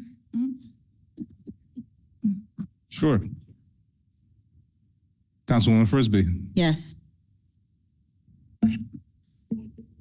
Councilwoman Gonzalez. Yeah, it's a tough one, but I'm going to say yes. Councilman Harrison. Yes. Vice President Williams. Abstain. Council President Figueroa Kettenberg. I'll go before the president. It's okay. If that's okay. Did you want- Certainly. Yes. Council President Figueroa Kettenberg. Yes. Motion carried. Ordinance 26-36, ordinance rescinding the sale of city-owned property commonly known as 44 Boudinot Street and identified on the city tax map as Block 2602, Lot 22 to Uwe Trivedi. Are there any members of the public that wish to speak to this ordinance at this time? Seeing none, well, hold on. Seeing none, Madam President, if you want to ask for a motion to approve. May we have a motion to approve? So moved. Second. Roll call, Councilwoman Edwards. Yes. Councilwoman Feliciano. Yes. Councilwoman Frisbee. Yes. Councilwoman Gonzalez. Yes. Councilman Harrison. Yes. Vice President Williams. Yes. Council President Figueroa Kettenberg. Yes. Motion carried. On to resolutions, Madam President. Are there any resolutions that you or the rest of council would like to extract for questions or potential consent agenda this evening? Council President, Councilman Feliciano. thank you. 26-142, 143, 149, 149. 146, 147, 157, 156, 150, and 155. Council President. 1 second. Okay. And then It's the same. Yes, ma'am. I just have 149. 149. Yeah. Council President, Yes, Councilman Edwards. 141.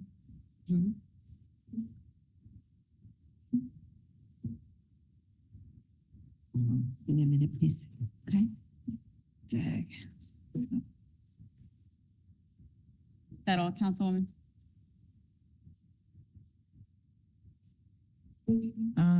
148.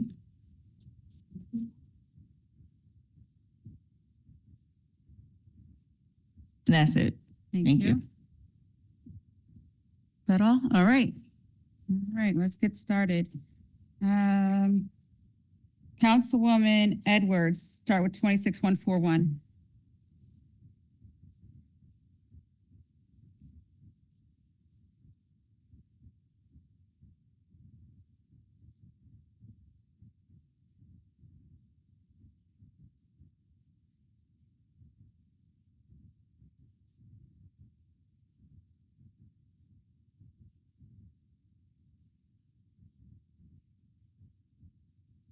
I actually don't have any questions. I want to roll call this. Yeah, thank you. And our Ms. Thank- Fox is here if you wish to speak with her. Okay, we can roll call. She didn't have questions, so we can roll call. Moving on, 26142, Councilwoman Feliciano. Thank you. So just a quick question on this. I know I had asked this before, but since I see the words summer food in the pool and all this other kind of stuff like that, how many positions are we going to have for summer food program this summer?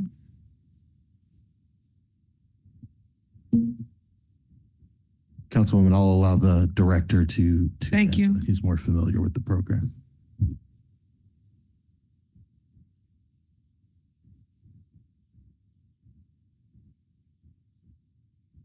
Paul Harris, Director of Parks and Recreation. I'm sorry, I don't know the total off the top of my head, but it's the coordinator 1111. I'm sorry, hold on, I got it. I know the exact amount. 11 site supervisors plus 11 plus 11 plus 4 plus 2, 39. 39 total positions. Yeah, compared to 89 previous year. So in previous years, we had 89 positions that were filled with students and the like, right? Yes. That were able to work. So we went from 89 to 39. So we dropped 50 positions. Yes. That will be for the summer for our students. Okay. Thank you. Consent. Thank you, Councilwoman. Councilwoman 26143. Thank you.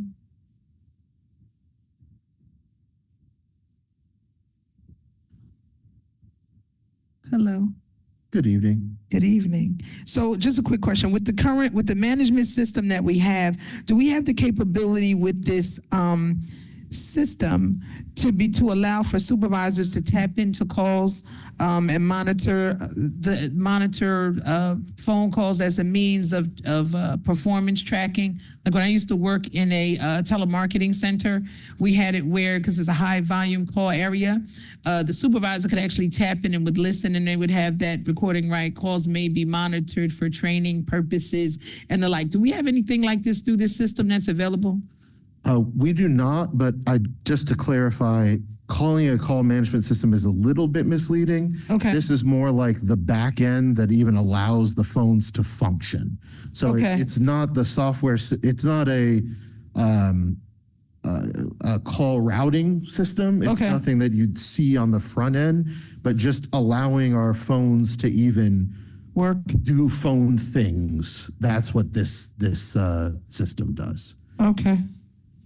All right. Well, I still didn't want to suggest that if we don't have something in place where we can monitor what's going on, that the administration respectfully considers looking into something like that, like especially when we have high call volume areas, like over with customer service throughout the various departments that may be of some use. Thank you. Consent. Of course. Thank you, Councilwoman. And 26149, you're up again. I just have, I know it's myself and Councilwoman Gonzalez. The only thing that I have with this is that there's a typo in the title. It says 1, 2, 3, 4, 5. The fifth line down, it says exceed 131,040, 65,520 per month. That should be per year for a period of 2 years.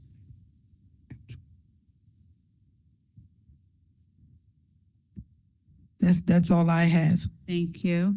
Councilwoman Gonzalez. Thank you, Council President. Just a quick question as to, like I noticed in here, it says for Trenton City, one, I think it's a great thing for us to have, but it says the City of Trenton employees and members of their households. So we extend these services to people, to their family members also?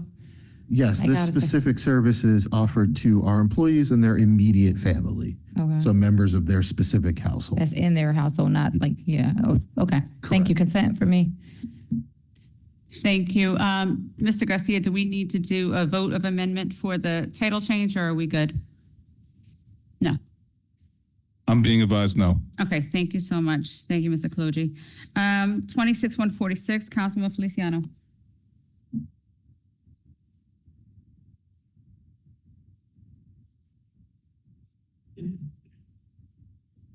Thank you.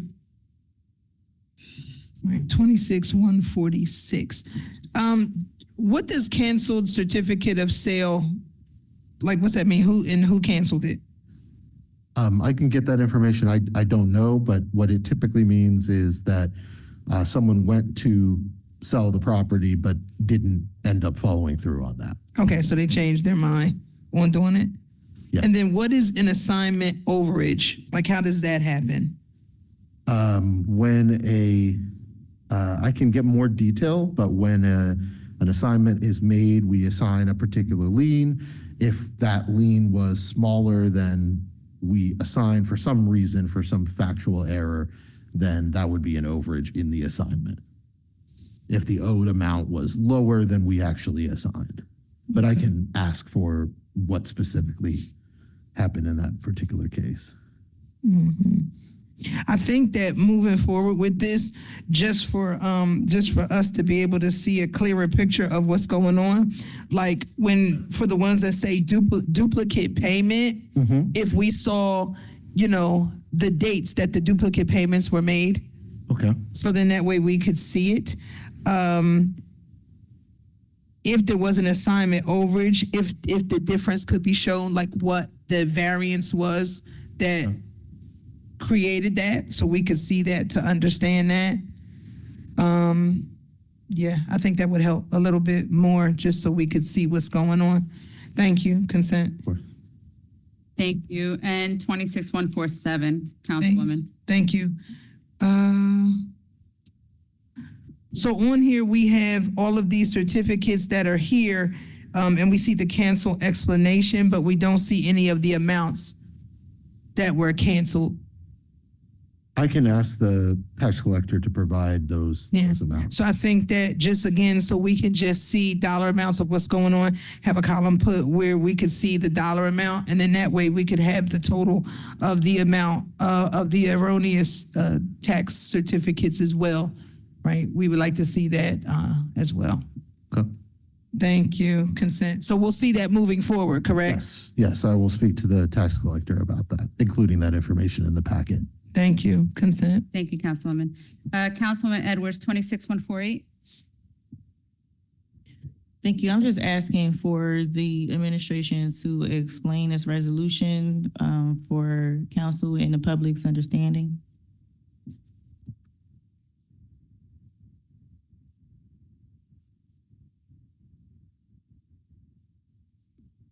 Good evening, Council. Yolanda Vasquez, Interim Director, Housing and Economic Development. Resolution 148, I'm sorry. Yeah, thank you. Sorry. We had a Teams meeting with EDA, and the sort of certain language changed within the resolution. And that's what that was, just changing that language so that I actually have the specific. It had to change for the mayor to have the authority to accept the grant and effectuate it. That wasn't in the resolution previously. Okay, so the grant is still valid. It's not going back. Is there an expiration on the grant? Well, we didn't finish this is for the hotel. So Yes. that hasn't even, they're still in the process of doing the agreements and so forth. So the city hasn't even gone through that process yet. Okay, good. Because there's, people speculate, there's rumors. So No, that's why I yes, wanted I to ask understand. these questions, but Mhm. the rumors are there's an expiration on the grant from EDA for the $4 million. So I wanted the public to hear whether that's accurate or not. For that information, I didn't.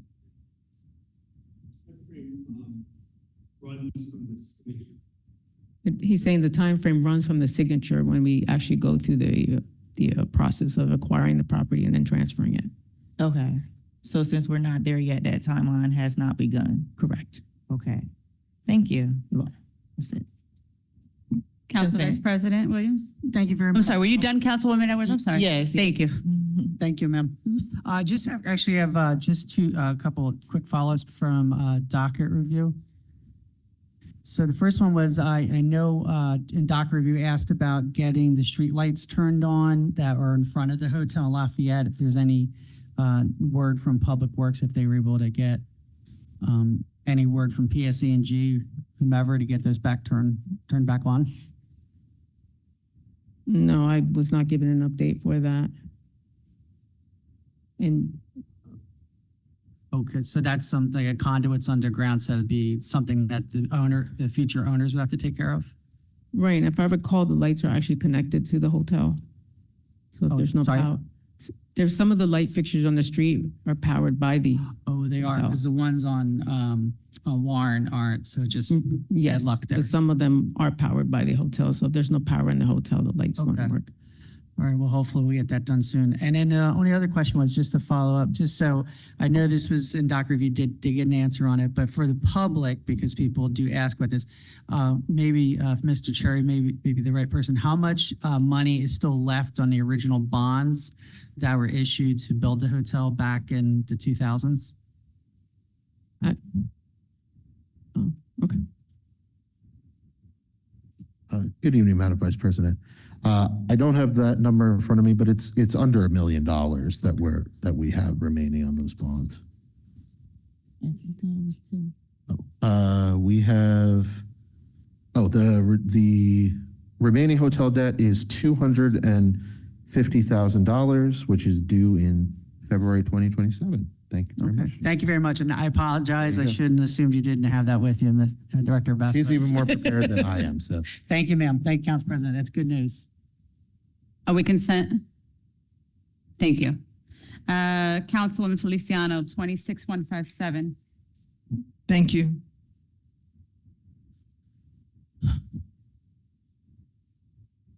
So with this grant, are there any stipulations on the properties to be demolished? Do we have to get permission when we want to move forward with demolishing properties? This is supposed to improve the process. Previously, we had to do a checklist for HMFA to get the funding. We had to get prior authorization from them to do the demolitions. This is just switching that process over, so it would be the grant money agreement would be with DCA instead of HMFA. Okay. And do we have any homes in mind that we're using this towards? We do have some that are imminent hazards. I don't know the exact addresses right now, but we do have some that have to come down. Okay. All right. Thank you. Consent. Wait, I have a question. Okay. Thank you. In light of the Roebling Block property that came all the way down, I know that at first in doc review, you had stated that some of this funding would probably be used for that because that was an emergency demolition. And knowing that the whole building versus a couple of walls had to come down, where is that funding coming from and what was the total cost? Do we know? If I recall, it was over $650,000. I can't give you the exact amount from the top of my head. And that was actually something that was discussed with DCA so we can get prior approval so that they would reimburse us for the cost. Okay, so prior approval for in case it needed to all come down versus a couple of walls. Was Correct. there a differential in price cost? No, the quote was given for the whole structure because, ultimately, the building subcode had already deemed it an imminent hazard. And the construction official stated also that it had to come down. So, we went for the quote for the whole demolition. So DCA is eating that cost and none of this $7.25 million will have to pay for anything from that demolition. Well, it's part of it, isn't it? Mayor Garcia, please. Yeah, the cost for the demolition, we paid for, but it's eligible to be reimbursed from DCA's fund, not HMFA. HMFA, I'll give you an example. There were 5 row houses on Dye Street, right across the street from HMFA, that burned down in the middle of the night because of squatters a few years ago. Called up HMFA and said, will you authorize payment of the demolition? They said, no, you didn't have pre-clearance. The HMFA requirements were engineering reports, environmental reports, studies, plans. And so DCA, the Sherrill administration recognized the onerous requirements to get reimbursed, switch it over to DCA. DCA is more of, they will reimburse demolition costs incurred by the city. So just to be clear though, this $7.25 million nothing of this will come out for the Roebling demolition. For the Mott Street building will be reimbursed. Otherwise, we would have to eat those costs. Okay, thank you. Thank you. Consent, Councilman Feliciano? Okay, thank you. Councilman Feliciano, 26156. Thank you. You know me. Hello. Good evening. Dr. Diego, Department of Health and Human Services. Good to see you. Same. So, question. So we're not doing sidewalk improvements. We said we're going to purchase mobile medical unit equipment. So I'm all happy to hear about the mobile medical equipment, right? And we said something about COVID-19, and that's nice. But I remember talking to B.A. Richardson about a mobile mental health unit a couple years back. Is this going to be a part of it? Because COVID, mental health, Absolutely. So these funds are very specific. They're specific to prepare, prevent, and respond to COVID-19. Sidewalks were eligible. However, because of the timing, we need to spend the funds before June the 12th. Right. We have to switch it into the mobile units. The mobile units are for prepare, prevent, and respond to COVID-19. We can utilize it also for mental health, but it has to be attached to the COVID-19. No, I understand that, yes, because we had discussed this before, and it was said that we could have the mental health mobiles to kind of move around. Yes. So as I'm seeing this and tying it with the COVID-19, because that could be really depressing and stuff. Absolutely. We could Yes. make it work. Absolutely. Okay. And how come, and I don't know if you'll know this answer, but how come we didn't catch the fact that we didn't use the money from 2019 till now? Like, we're here, that was 2026.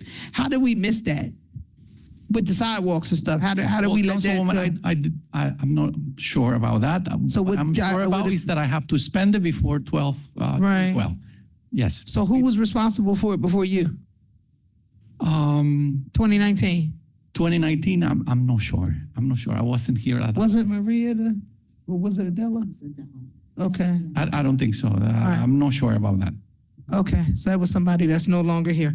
Okay, so we'll look forward to the mobile health COVID-19 mobiles. Thank you. Thank you. Consent. Mr. Cherry, if you don't mind kind of speaking to why that sidewalk money was not used and what you discussed with us in docket review, how that money would be reapplied for sidewalk repairs or a different money where it's being pulled from?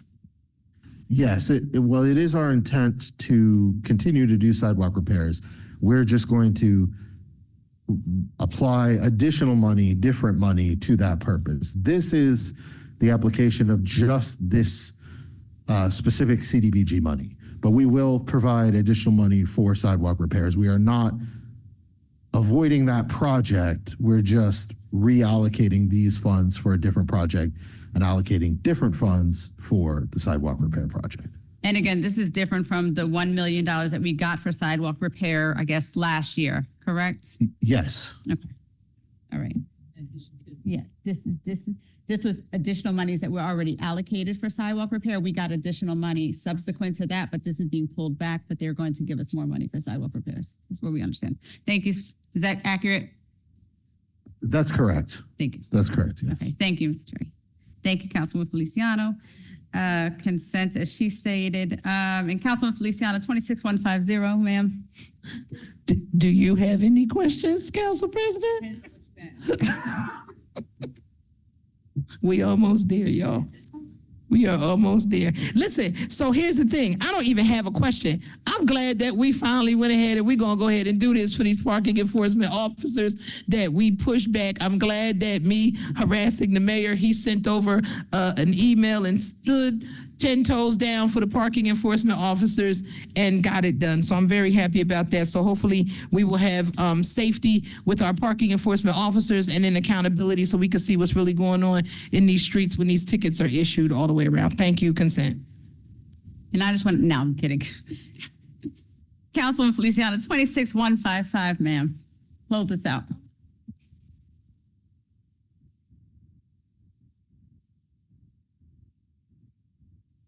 Okay. Good evening. Hello. Sean Semple, Director of Trenton Water and Sewer. Yes. Council. Just one question. Okay. Is this going to be the final touch to this with this fragile ice? Like, is this it? When we do this, we ain't going to have no more problems? No, this is not the final. Oh. So before you begin, we have to do an engineer evaluation of the entire ATIC at what caused the whole fragile ice situation. So I know you all visit the plant and we show all the hydroburst system.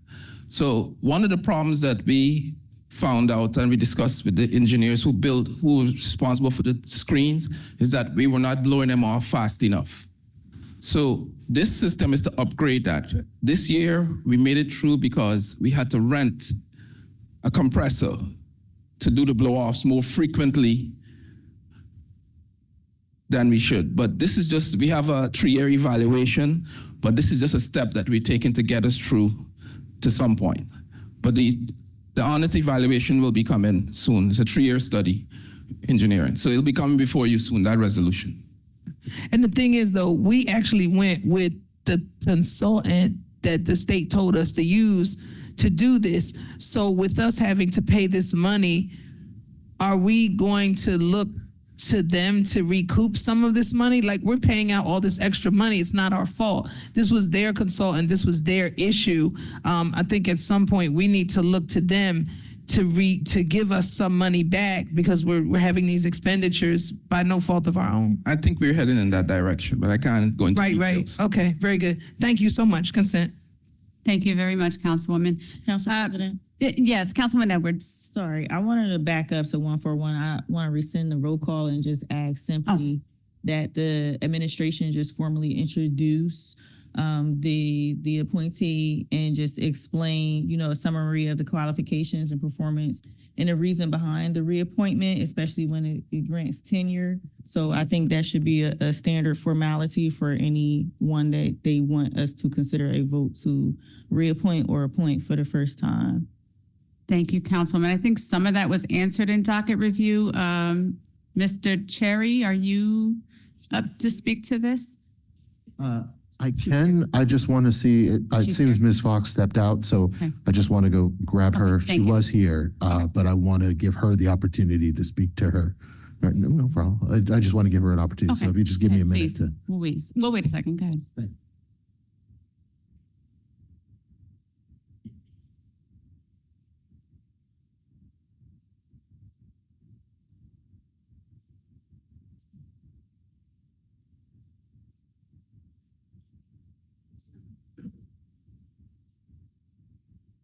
Yeah, Mr. Garcia, let's move to vote on the consent agenda. Let's leave this one out at this time. Certainly, Madam President. At this time, I believe we could, if you want that, I'm sorry. So, yeah, we can roll call. I mean, we can consent for the rest, starting with 26-142. I'm sorry. Hold on one second. What is this? What walk-on is that? Haverstein? Is it not on the, it's not on the docket? Madam President, at this time, I'll deal with that matter in a moment. At this time, I want to ask for a motion to approve a consent agenda consisting of 26-142, 143, 149, 158, 144, 145, 146, 147, 148, 157, 156, 150, 151, 152, 153, 154, and 155. May we have a motion to approve? So moved. Second. Roll call, Councilwoman Edwards, Yes. Councilwoman Feliciano, Yes. Councilwoman Frisbee, Yes. Councilwoman Gonzalez, Yes. Councilman Harrison, Yes. Vice President Williams, Yes. Council President Figueroa Kettenberg. Yes. Motion carried. Councilwoman Edwards, it doesn't look like Ms. Fox is being located. Are you comfortable proceeding to vote for this at this time? I'm fine. Okay. Yeah. Okay, thank you. Mr. Garcia, can we move to approve Resolution 26-141, please? Madam President, you can ask for a motion to approve. May we have a motion to approve? So moved. Second. Thank you. Roll call, Councilwoman Edwards, Yes. Councilwoman Feliciano, Yes. Councilwoman Frisbee, Yes. Councilwoman Gonzalez, Yes. Councilman Harrison, Yes. Vice President Williams, Yes. and Council President Figueroa Kettenberg. Yes. Motion carried. And that brings us to ordinances for first reading and introduction. Ordinance 26-038, ordinance authorizing the sale of city-owned property commonly known as 30, 32, 34, 36, 38, 40, 42, 44, 46, 48, 50, and 56 Wall Street, and identified on the city tax map as block 1403, lots 22.05, 22.04, 22.03, 22.02, 22.01, 22, 21, 20, 19, 18, 16, and 13 pursuant to NJSA 4812 13C to Burwell Enterprises for the sale price of $60,000. Madam President, if you want to ask for a motion to approve. Do we have a motion to approve? So moved. Second. Thank you. Roll call. Councilwoman Edwards. Yes. Councilwoman Feliciano. Yes. Councilwoman Frisbee. Yes. Councilwoman Gonzalez. Yes. Councilman Harrison. Yes. Vice President Williams. Yes, sir. Council President Figueroa Kenberg. Yes. Motion carried. And with that being said, this brings us to the point of public comment this evening. If I could have the public comment clipboard, please. Oops. Thank you. And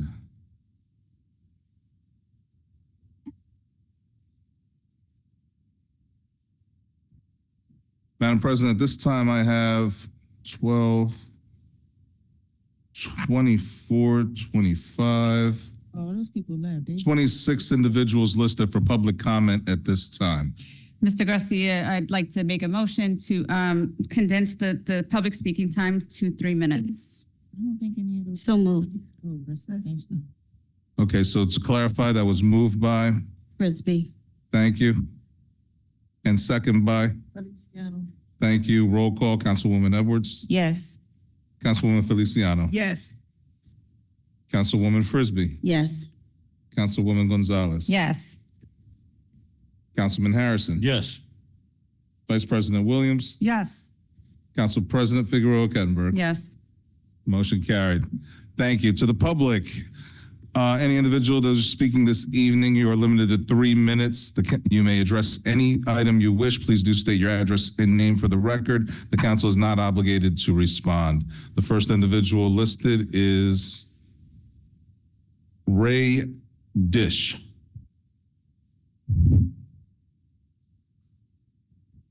Moving on to Victor Irizarry.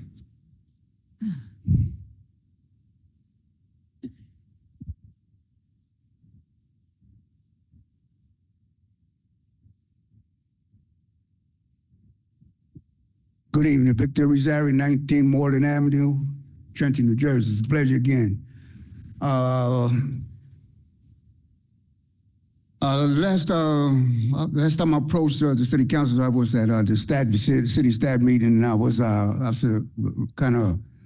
recommended that the city provides the city residents, those with the skills of fixing houses and plumbing and electricity, rehabbing and so forth, for whatever reason, and then just sell it off to someone else that's interested in redeveloping, like these gentlemen come here to do, to provide us with an opportunity to put our skills to work and have your directors, whichever department they are from, come up with some type of training program so we can, we ourselves invest our bodies and skills into fixing the houses up and cleaning up the neighborhood and providing an income for ourselves.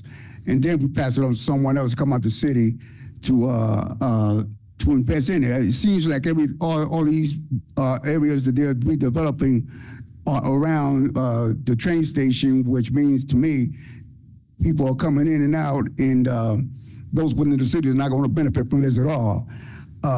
Now, last time I was researching for the mayorship, someone that was one of the police officers became a lieutenant, retired, and so forth. I think he wants to make his job and wanted to be a director of police.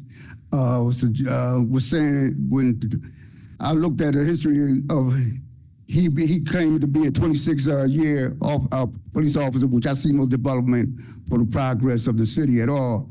from the department, police department. And then I'm looking at the city's history from 26 years ago that it was on its way up and developing. And then I look again today, these developers coming in, but then Trenton is considered a city that's underserved, and then the rent, people living in these houses, apartments or townhouses are living, like 30% of their income is going to rent.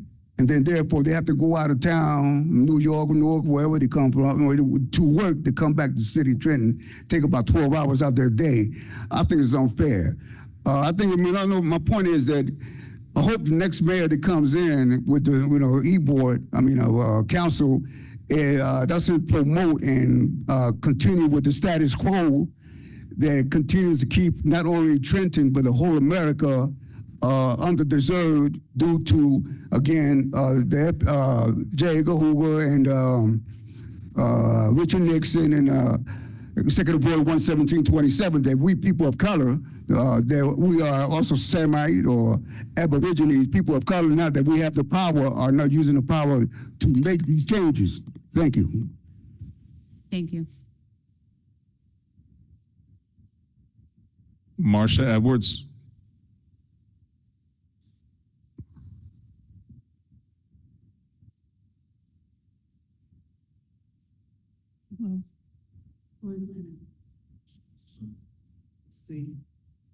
Hi, my name is Marcia Edwards. I'm from 1427 West State Street.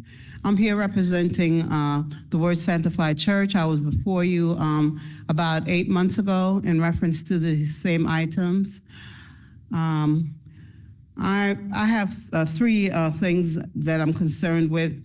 The most, I will state first, the status of the purchase application of 334 to 336 North Montgomery Street, which is right beside where my church resides, and we're planning on getting that to enclose it and make it into a parking area so that, drug addicts and people that come and use and leave paraphernalias like needles and garbage right on our church. If you look at the picture, I had a color copy that I gave to the mayor, but it's right next to the church building.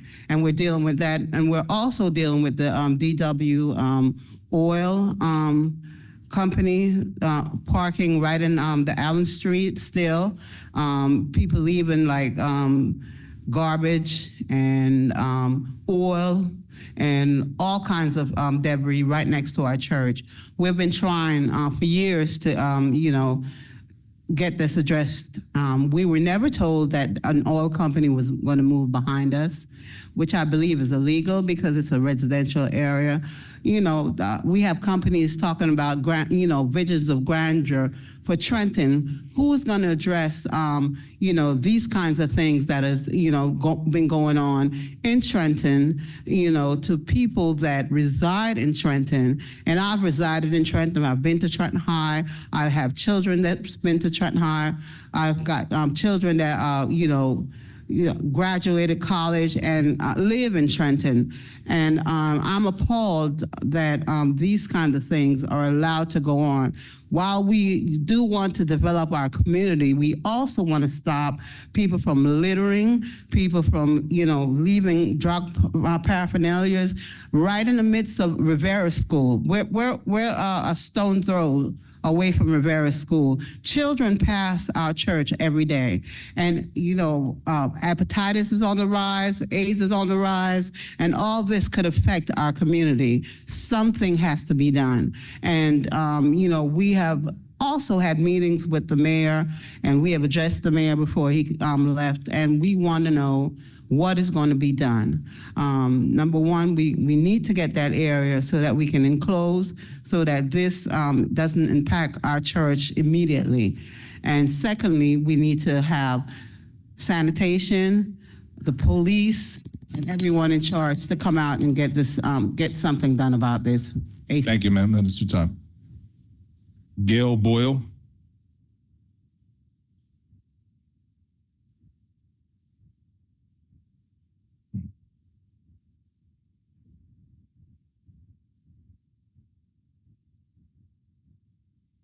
Good evening. Thank you all for receiving me. I came because, as Marcia Edwards said, first of all, I live in Trenton. I've been living here for 22 years. I came from California and in '88, and I saw that I came up to Trenton because my ex-husband used to be over Haagen-Dazs ice cream. So we moved down to Pennsylvania, and then I just drove up here. And I decided, I looked around, I had never seen any place like this. So I said, I'm gonna help. So I've been helping now, look like 30-some years, all right? My life has been invested in here trying to do some good. They moved in about 3 or 4 years ago, some type of recycling oil company. It used to be a company behind me that worked tractor trailers and things. They never notified us. These people, we've been parking there since '95. We can't park on Sundays. They have like 8 big old oil tankers. Over our fence came some pallets with oil all over them, so we just picked them up. You know, it's just nasty. Then on the other side of us, as she showed you, they fix cars, they throw trash. So I don't know what to do. I think the city of Trenton ought to fence off that side of the building, the 334 that she talked about on that side, because they work on cars. We had broken glass, shattered glass. I mean, piles of shattered glass. We have children and things that come to church, but now we all have to go park up the street, do something else because this oil company moved in. I called DEP last time we were here. They made them put the oil barrels up in the yard. So instead of parking 2 trucks back in the yard, they parked the trucks outside, and they added another 5 or 6 trucks to it and put the barrels up in the air in the yard so the DEP wouldn't get them. We can't park, we can't drive, they block off the alleyway, and we have service basically at night. So they park their trucks there and go home before we start service, about 4:35. All right, so we can't, and on Sundays, we can't park, and they're destroying city property. The reason I know, if you drive down Montgomery Street and look at the sidewalks, they turn up on the sidewalk and break up the cement. I don't know what to do. We've called the mayor, we've called what do you do? Is there any suggestions on how you all could help us? I'm old now, all right? I'm tired. I work very hard in the city of Trenton. I really have. I've fed families, and I didn't ask for no charity. I didn't ask people to help me. I work very hard. And now in my old age, goodbye. Ma'am, obey orders. Can you please provide the address where you're talking about so that 338 North Montgomery is where the church building, and it's a historical church too. It used to be an old YMCA. And the address in question is 334? 338. Thank you. And then it's the garbage is on the, thank you. Let me just, on the left side, and the trucks, 7 or 8 trucks are on the right side. Okay. So we're blocked in with terrible. Thank you, ma'am. Thank you. Thank you. Ana Paola Paznino, I tried. Pazmino, thank you. Thank you. Hi, good evening, City Council members. Good evening to everyone. My name is Ana Paola Pazmino, and I am the Executive Director of Resistencia en Acción. I know that we have been in conversation, and thank you for allowing us to talk off record and now today here, as we are here in the spirit of community. We're also doing this so that our community members can also understand how City Council community and meetings work. As you will see, there is a lot of our families here today as well. We want to bring into the space some of these voices that are no longer with us today, but that their families have been torn apart basically because of ICE in our communities. Many of these people have been handed over to ICE. We do this in a spirit of strengthening the cases that many of these ordinances that we have in the state and in the city have really given us as guidelines for law enforcement to collaborate with ICE. Despite the new legislation from the state, we are still in need of protections for our residents in Trenton. Our community has very little protection, almost zero, without a judicial warrant that is validated when ICE is on scene. So as community members, we are doing everything that we can to protect one another. As you can tell, we have rapid responders here today. We operate in our office here in Trenton, and some of them work and live in the city as well. But we really want to have the city to protect us as well and be part of this conversation from tearing families apart. I want to also share some examples of families who have been supported by our organization, but that also could benefit from more protections. We have a family here whose daughter was detained while she was talking to police during a domestic violence issue. And most often, like domestic violence situations, police gets called in and then both can be detained. Once she was detained, she was handed over to ICE and taken to the Elizabeth Detention Center. She is now in Louisiana and going to be deported to her country without any due process. So we're asking here today, and you will hear from others as well, that we are ensuring and want to make sure that the city is not collaborating with ICE. Police have been at some of the scenes where ICE is also there. And we want to just utilize our city resources in any way that can enhance our community. So thank you so much.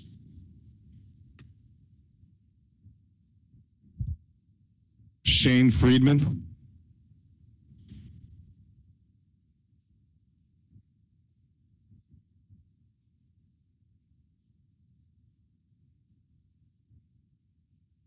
I have a few copies of.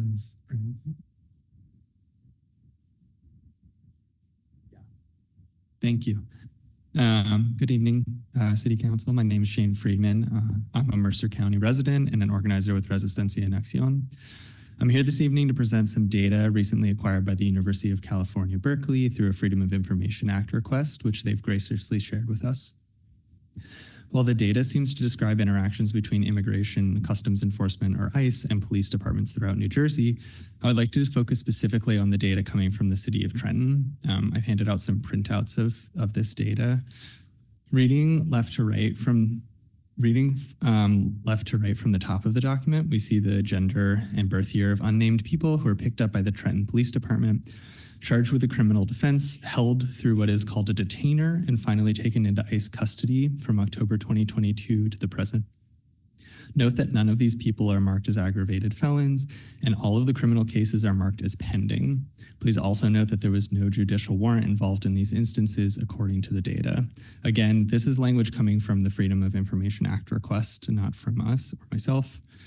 I and my fellow organizers, including multiple people with graduate degrees in fields that involve data analysis, have studied this at length.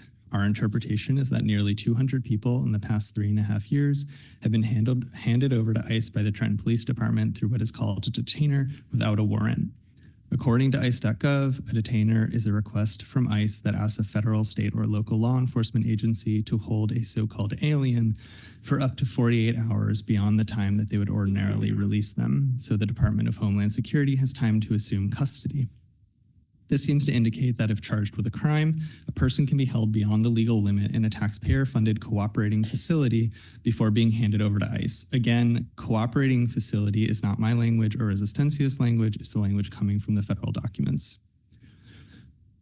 I'm sure it is not news to anyone on this council that Black and brown people are policed and criminalized at higher rates than white people in this country. So it's not enough to say that these people were criminals who deserve to be handed over or that they deserved it because they were not citizens. We all know that these are dog whistles that the federal government is using in order to disappear people into their for-profit immigration warehouses. Also, if the charges are pending, then this indicates that these people did not receive due process, as is their constitutional right. They were never convicted for the offenses they were charged with. So we are here tonight for two reasons. First, to remember these people, though we do not have their names. Many are still, we think, being held in ICE facilities, separated from their families and from legal representation. Second, we are here to ask for an ordinance that ensures that we are not using our resources as a community to support ICE, whether in jails or on the streets. Thank you.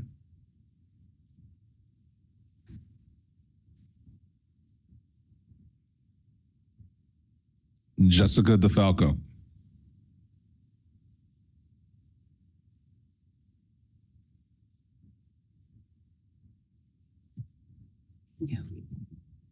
Hello, Jessica DeFalco. I'm a Mercer County resident. I'm also a rapid responder with Resistencia, responding to calls here in Trenton.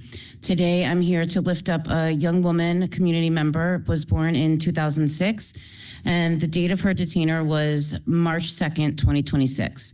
She only had charges or accusations that were pending, no warrant, and the cooperating facility was the Trenton Police Department.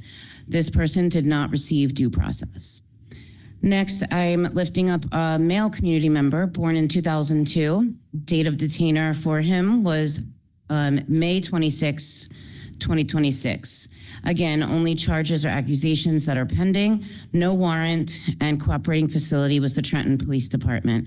Again, this person did not receive due process. Thank you.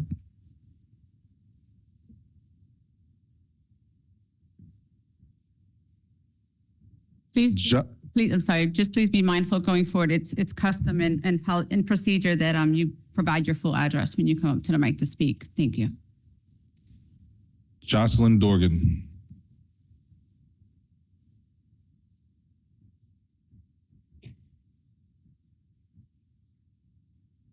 Good evening. I'm Jocelyn Dorgan, 1742 South Clinton Avenue. And I am a rapid responder with Resistencia, and I respond in the Trenton area. I am here this evening to lift up our male community member born in 1992. Date of detainer was June 15th, 2025. He only had charges/accusations that were pending, no warrant. The cooperating facility was the Trenton Police Department. This community member did not receive due process. I also want to lift up our male community member born in 1998. Date of detainer was May 21st, 2025. He only had charges/accusations that were pending, no warrant. The cooperating facility was Trenton Police Department. This community member did not receive due process. Finally, I also want to lift up our male community member born in 1983. Date of detainer was May 10th, 2025. He only had charges/accusations that were pending, no warrant. The cooperating facility was the Trenton Police Department. This community member did not receive due process. Thank you.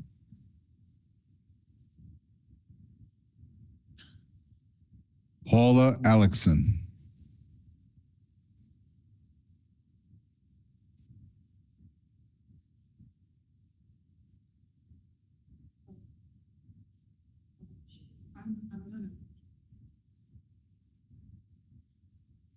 Good evening, Madam President. Good evening, Madam Vice President, members of the council.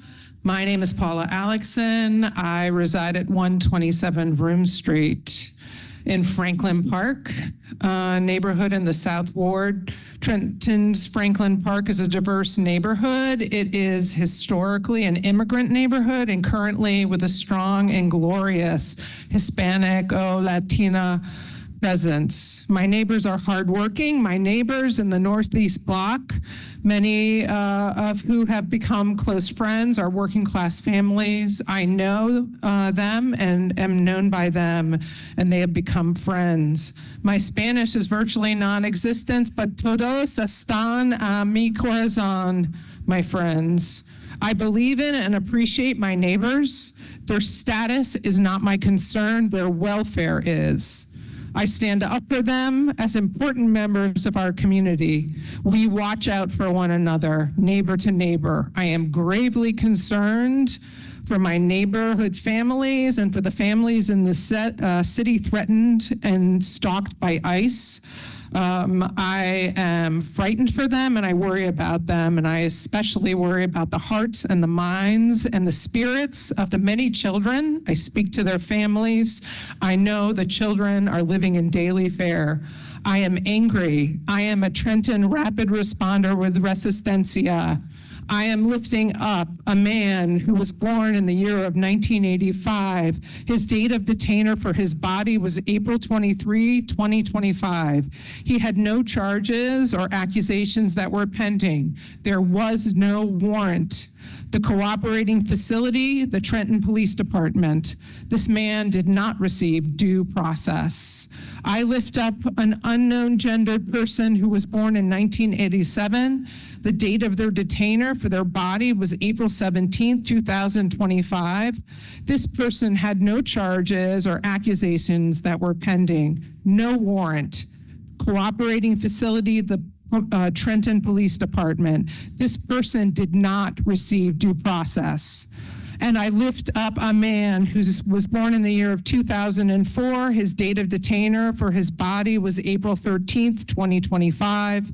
No charges or accusations were pending, no warrant. The cooperating facility was the Trenton Police Department. This man did not receive due process. Thank you so much for your time.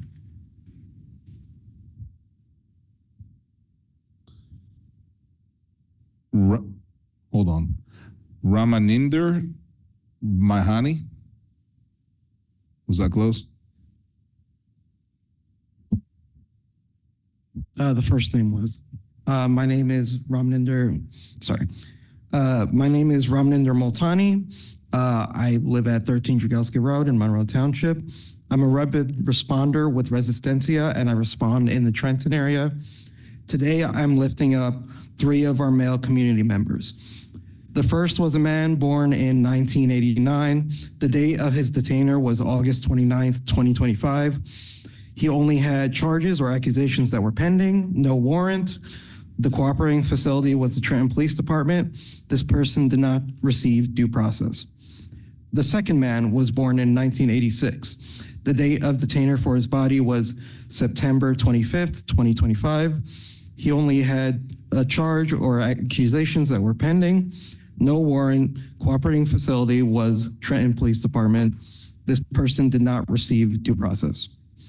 The third man was born in 2002.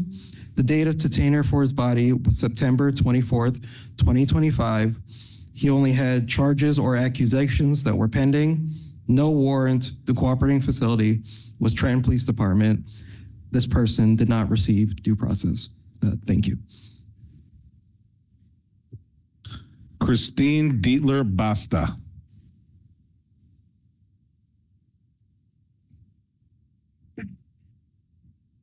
Good evening, Madam. Excuse me, I have a bit of a cold. Good evening, Madam President and fellow council members. Yep. Thank you for your time this evening. I'm one of the many rapid responder and volunteers with Resistencia in action. We respond every day in Trenton and in the local county, and I'm here to testify about my stolen community members, to lift them up. I have witnessed people stolen, and it's like ripping your heart out. So I speak for them until they can come. I'm here to lift up a man born in 1989, 37 years old, who was detained November 6th of 2025. He had no charges, only accusations were pending. He had no warrants, and he was not a danger to anybody.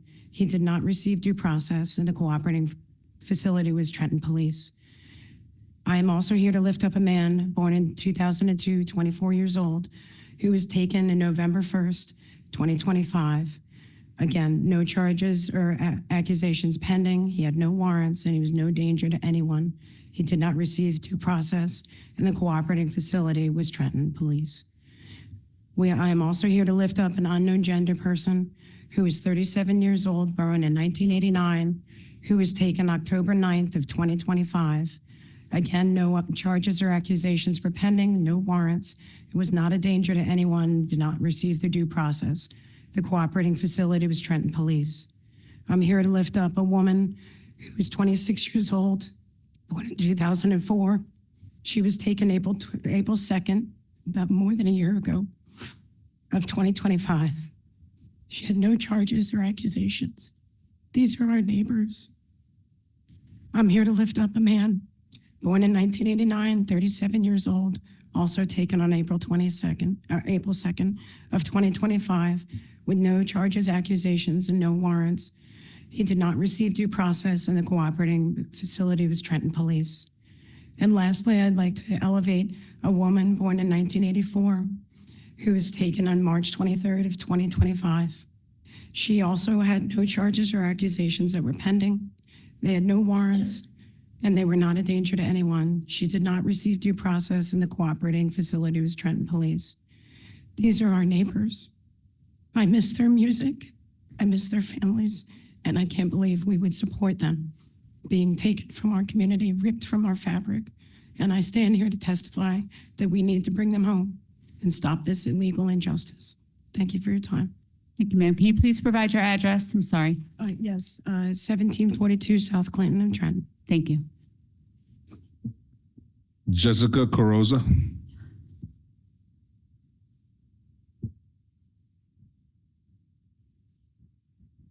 Good evening.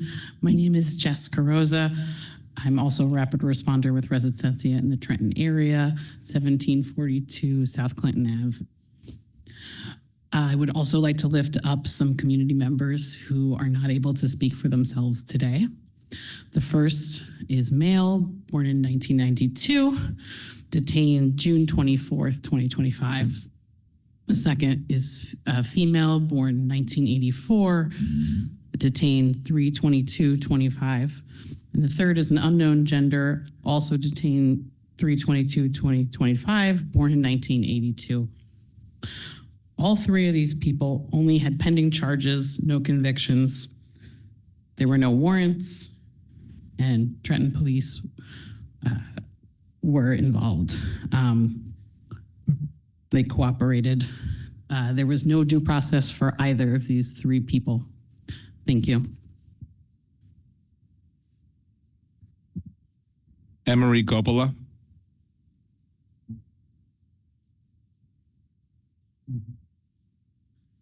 Good evening. My name is Emery Coppola. I was born in Trenton. I live in 610 Lawrence Road, Lawrence, New Jersey.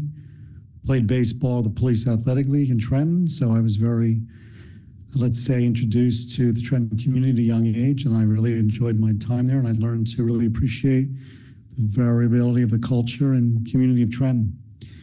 So I'm here to speak out with rapid responder with Resistencia.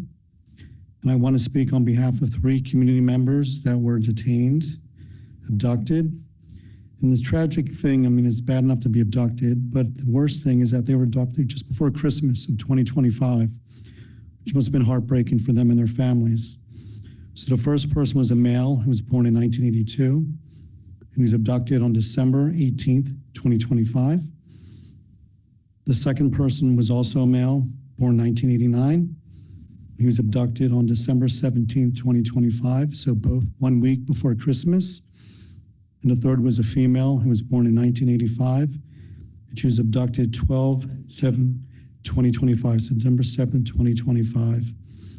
And none of these people had only had charges, accusations that were pending. There was no warrant. The cooperating facility was the Trenton Police Department, and the community member did not receive due process. Thank you.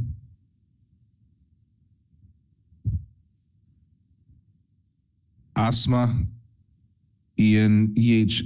Is that Edney? I'm not sure. It's okay.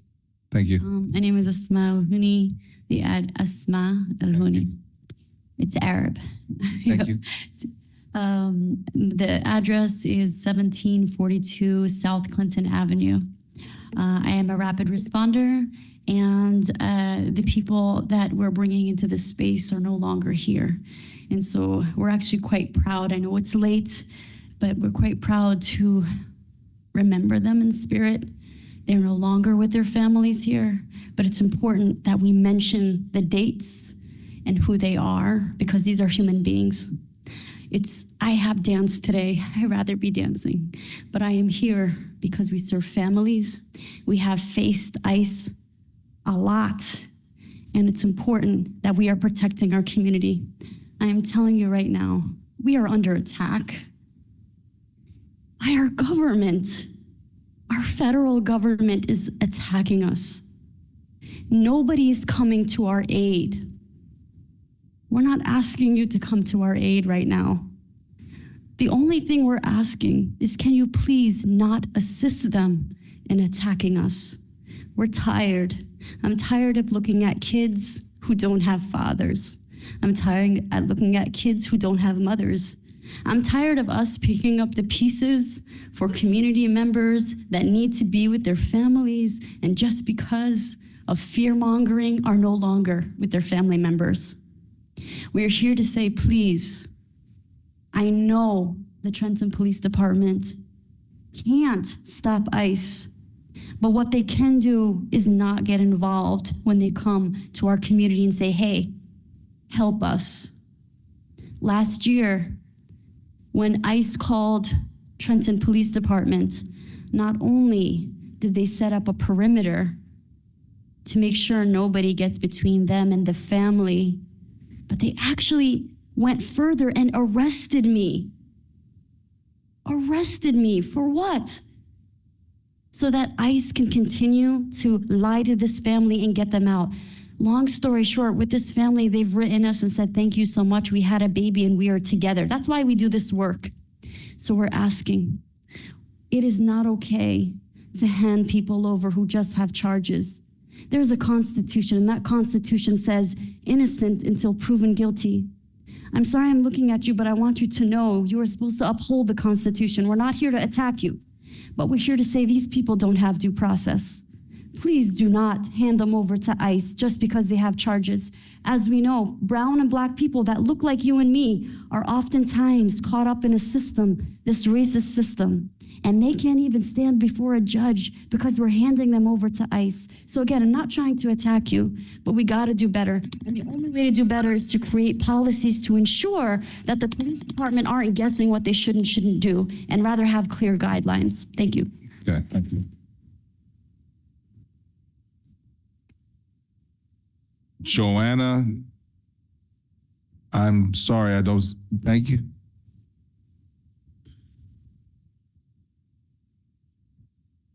Okay. Hi, my name is Joanna Lloyd. I live at 211 Sharon Road in Robbinsville. I'm a rapid responder with Resistencia, and I respond in Trenton.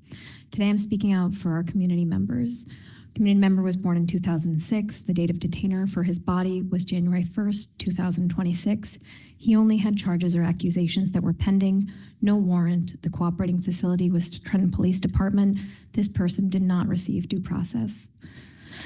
Our community member was born in 1990. The date of detainer for his body was December 29th, 2025. He only had charges or accusations that were pending, no warrant. The cooperating facility was the Trenton Police Department. This person did not receive due process. Our community member was born in 1993. The date of detainer for his body was December 20th, 2025. He only had charges or accusations pending. There was no warrant. The cooperating facility was the Trenton Police Department. This person did not receive due process. Thank you for your time.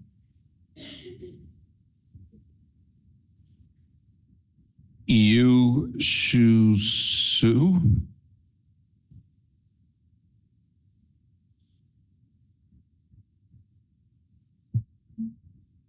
Hello, good evening. My name is Yoshi. I'm an organizer with Resistencia in Action in the Trenton area. Address 1742 South Clinton Avenue. I think a lot of people have already pointed out that these people who had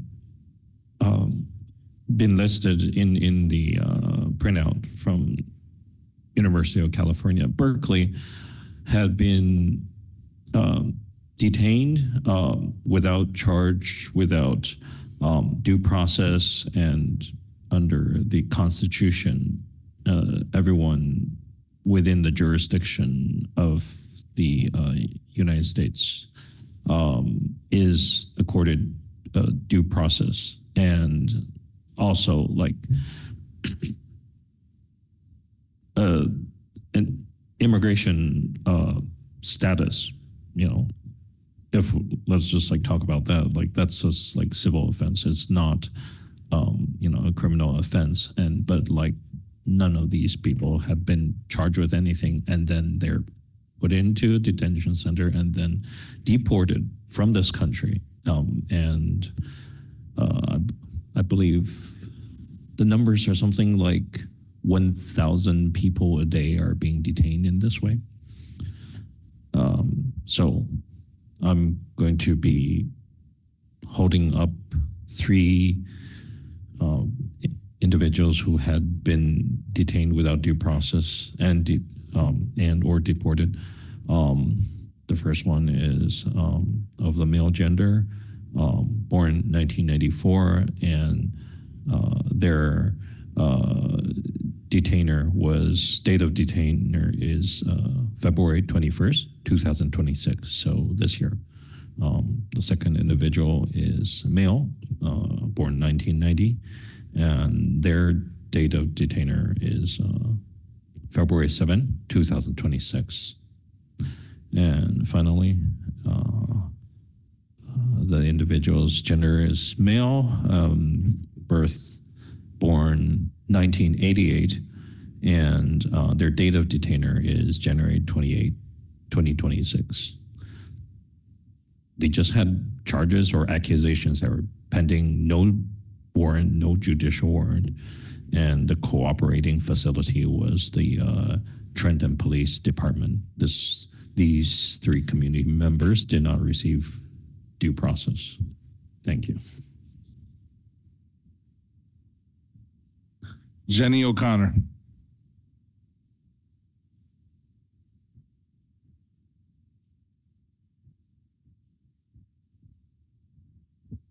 Ashley Batts.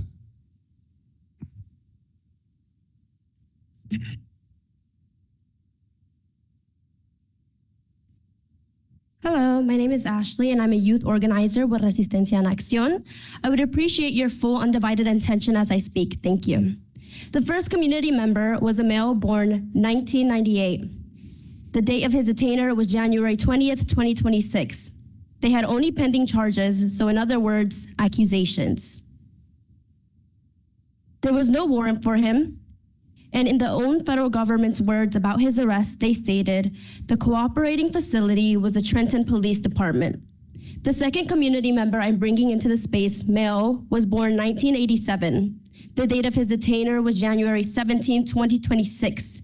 He also only had pending charges and was handed to ICE without ever having been found guilty of anything. The third person, male, was born in 1998. The date of his detainer, January 12, 2026.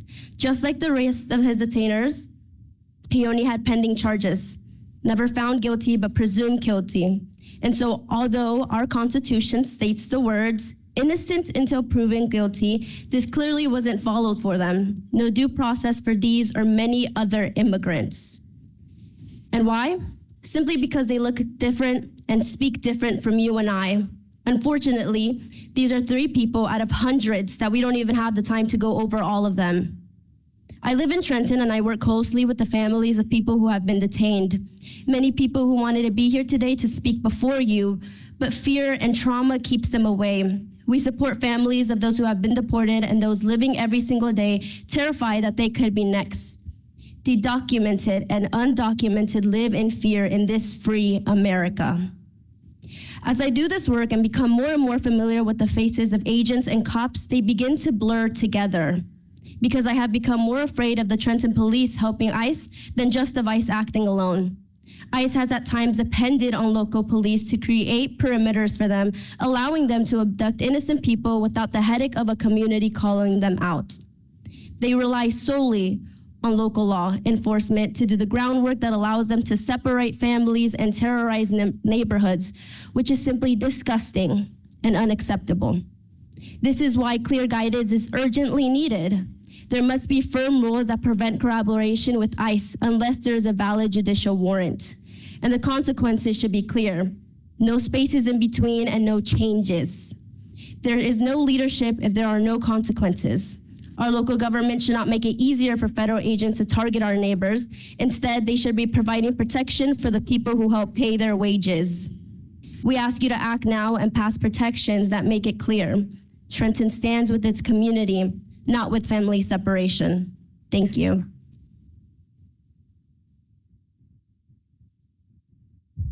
Fatima Mughal.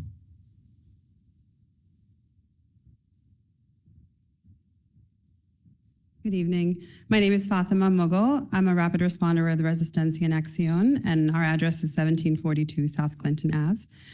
I'm here to lift up 3 more of our immigrant neighbors who were handed over to ICE. The first community member was female. Her birth year was 1996, and the date of her detainer was July 14th, 2025. She only had charges and accusations that were pending. There was no warrant. The cooperating facility was the Trenton Police Department. She did not receive due process. There was also a male community member whose birth year is 1989. The date of his detainer was July 13th, 2025. He only had charges, accusations that were pending, no warrant. The cooperating facility was the Trenton Police Department. He did not receive due process. There was a third male community member whose birth year was 1992. The date of his detainer was also July 13th, 2025. He only had charges and accusations that were pending. There was no warrant. The cooperating facility was the Trenton Police Department, and he did not receive due process. Thank you.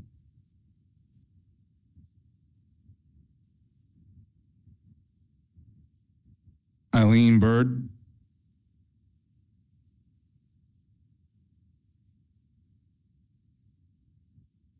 Good evening. My name is Eileen Bird, and I am a rapid responder with Resistencia, and our address is 1742 South Clinton. I'm here because we work in Trenton. We try to rescue people in Trenton, try to help people in Trenton. And I think it's important to be here tonight, even though I'd rather be home. It's worth waiting through the council meeting to be able to speak and bring up the names of people who have been taken. So the first person that I'd like to bring up is a male who was born in 2002, and his date of detainer was 8/8/2025. So a young man. He only had charges or accusations that were pending. There was no warrant, and the cooperating facility was the Trenton Police. That person did not receive due process here in America. The second person is another male born in 1997, and his date of detainer was 7/20/95. Again, he only had charges or accusations that were pending. There was no warrant, and the cooperating facility was the Trenton Police Department. Again, he didn't receive due process. It's not fair. Then the third person, another male born 1987, his date of detainer was 7/18/25. Only had charges or accusations that were pending, no warrant, cooperating facility, Trenton Police Department, and he didn't receive due process. So as others before me have said, what we're asking is that the police not help ICE.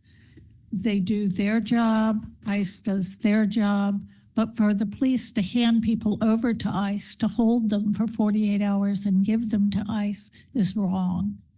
So thank you for your time and for staying late tonight. Thank you.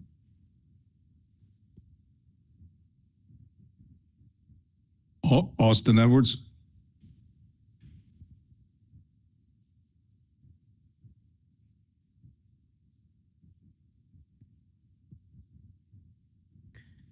All right, good evening, everyone. My name is Austin Edwards. I am an attorney. I am a school board member, former NAACP president. As you all know, I am running for mayor this year, but most importantly, I'm a Trenton resident and a concerned citizen. I live at 916 Bellevue Avenue, and I hope you all, just like myself, are disturbed by what we heard tonight. We've heard many community members talk about our neighbors, our friends, and our family members who've been taken in the middle of the night and sometimes taken in the middle of the day from those that they love. And those consequences aren't just abstract. I know on the school board, we deal with those issues every single day with our children and our families who don't bring their children to school because they never know what the consequences, whether they'll safely make it to or from school every single day. With NAACP, we dealt with that issue. This is not just one specific community or another. This is all of us dealing with civil rights violations. And the theme that we keep hearing time and time again is that our community members don't feel safe, even with our police department. Now, as leaders here in the city, we have a responsibility. When I worked at the Attorney General's office and we were writing the Immigrant Trust Directive, we specifically wrote it with this scenario in mind. It was with the idea that local police should be the trusted voice, the trusted force in our community. There should be a difference between ICE and our police department. Because when you trust your police, crime does not continue. And I'm beginning to hear that this year crime is beginning to rise, and I don't think that that's a coincidence. I think it's because our community does not feel safe calling our own police department to protect them. So what I ask you all to do, you have a pending resolution, you have a pending ordinance before you. Please send a message to the community.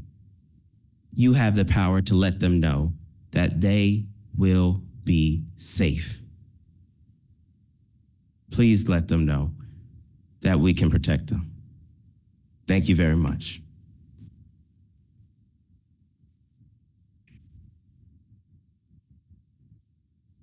Galaxy Nadira.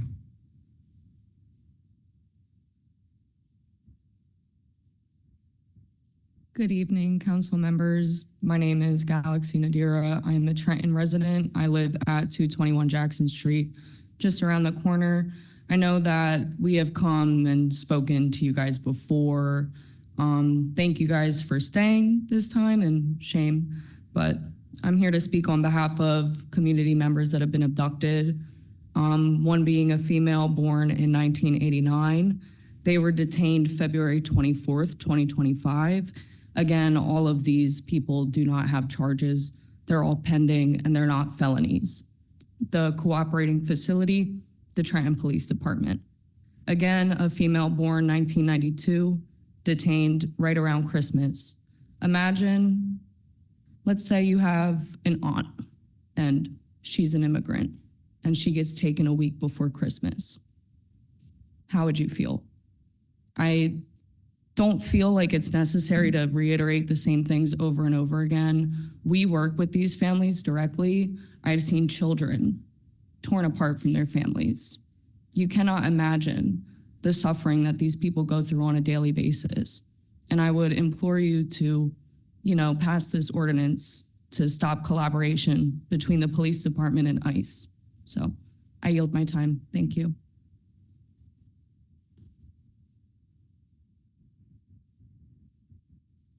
Maral Sahib Jami.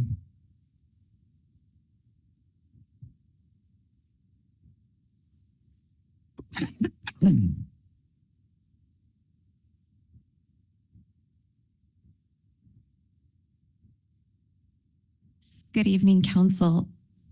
1742 South Clinton. I am an educator and a researcher at Princeton University, and I'm a resident of Mercer County. Just a correction, it was brought to my attention that the data that was being shared from the list that was provided was specifically that there were no convictions, not charges in those cases. A community member was female, born in 2002, detained on July 9th, 2025. Accusations were pending. There was no warrant. The cooperating facility, Trenton Police Department. This person did not receive due process. Community member was male, born in 1998, was detained on June 29th, 2025. Again, accusations were pending. There was no warrant. Cooperating facility, Trenton Police Department. Another community member was female, born in 2002, detained on June 29th, 2025. Accusations were pending. There was no warrant. Cooperating facility, Trenton Police Department. These individuals did not receive due process. I'm reminded of a popular quote: "A single death is a tragedy, a million deaths is a statistic." We have now read to you some of the cases where Trenton PD's collaboration led to detainment without due process. And we have provided you a document with a plethora of such cases. In October, I came here and spoke to you all to alert the council of Trenton PD's collaboration with ICE that I'd witnessed on 2 separate occasions, one in August and one in September. I also painted a vivid image for you of what took place one early September morning on Lamberton Street. A vivid image of what I saw when I arrived in response to a rapid response call. I gave you several photos I had taken of Trenton police officers aiding ICE agents as they ransacked a home and detained a relative of 2 young girls whose mother had been detained earlier that morning. Tonight, I'm here to appeal to this council's sense of responsibility to take initiative. I ask that you please use your power to pass and enforce relevant ordinances, resolutions, any legislation that is enforceable, that recognizes that these people, these lists of people, are a tragedy that is happening on our watch. A tragedy that has been enabled and facilitated by the Trenton Police Department. Thank you.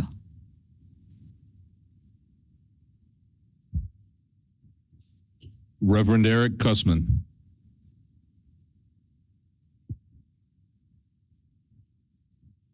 Good evening. You might be shocked by this. I'm Reverend Eric Cussman. I'm at 1748 South Clinton Avenue, but I'm actually here talking about gun violence. Something different. I've noticed there's been an uptick of gun violence in the city of Trenton. There's been gunshots going off in the South Ward at times. I'm just here to talk about the efforts that we do at St. Bartholomew Lutheran Church, a part of the Raw Tools organization. I have a question. How many firearms were getting off the streets from the city of Trenton last year?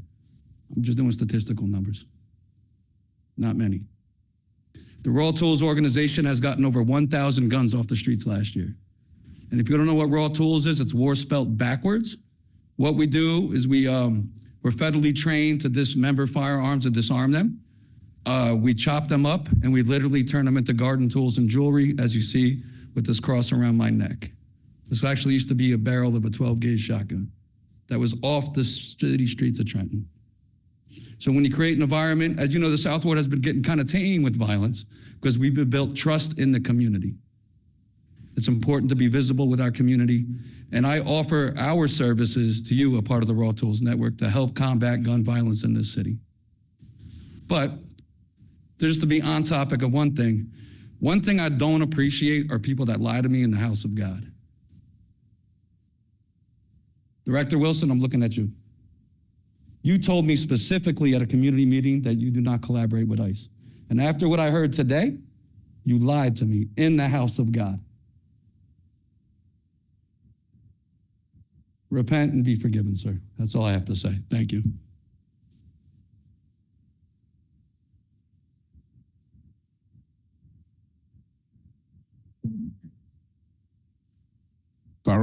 Faranaz Shini.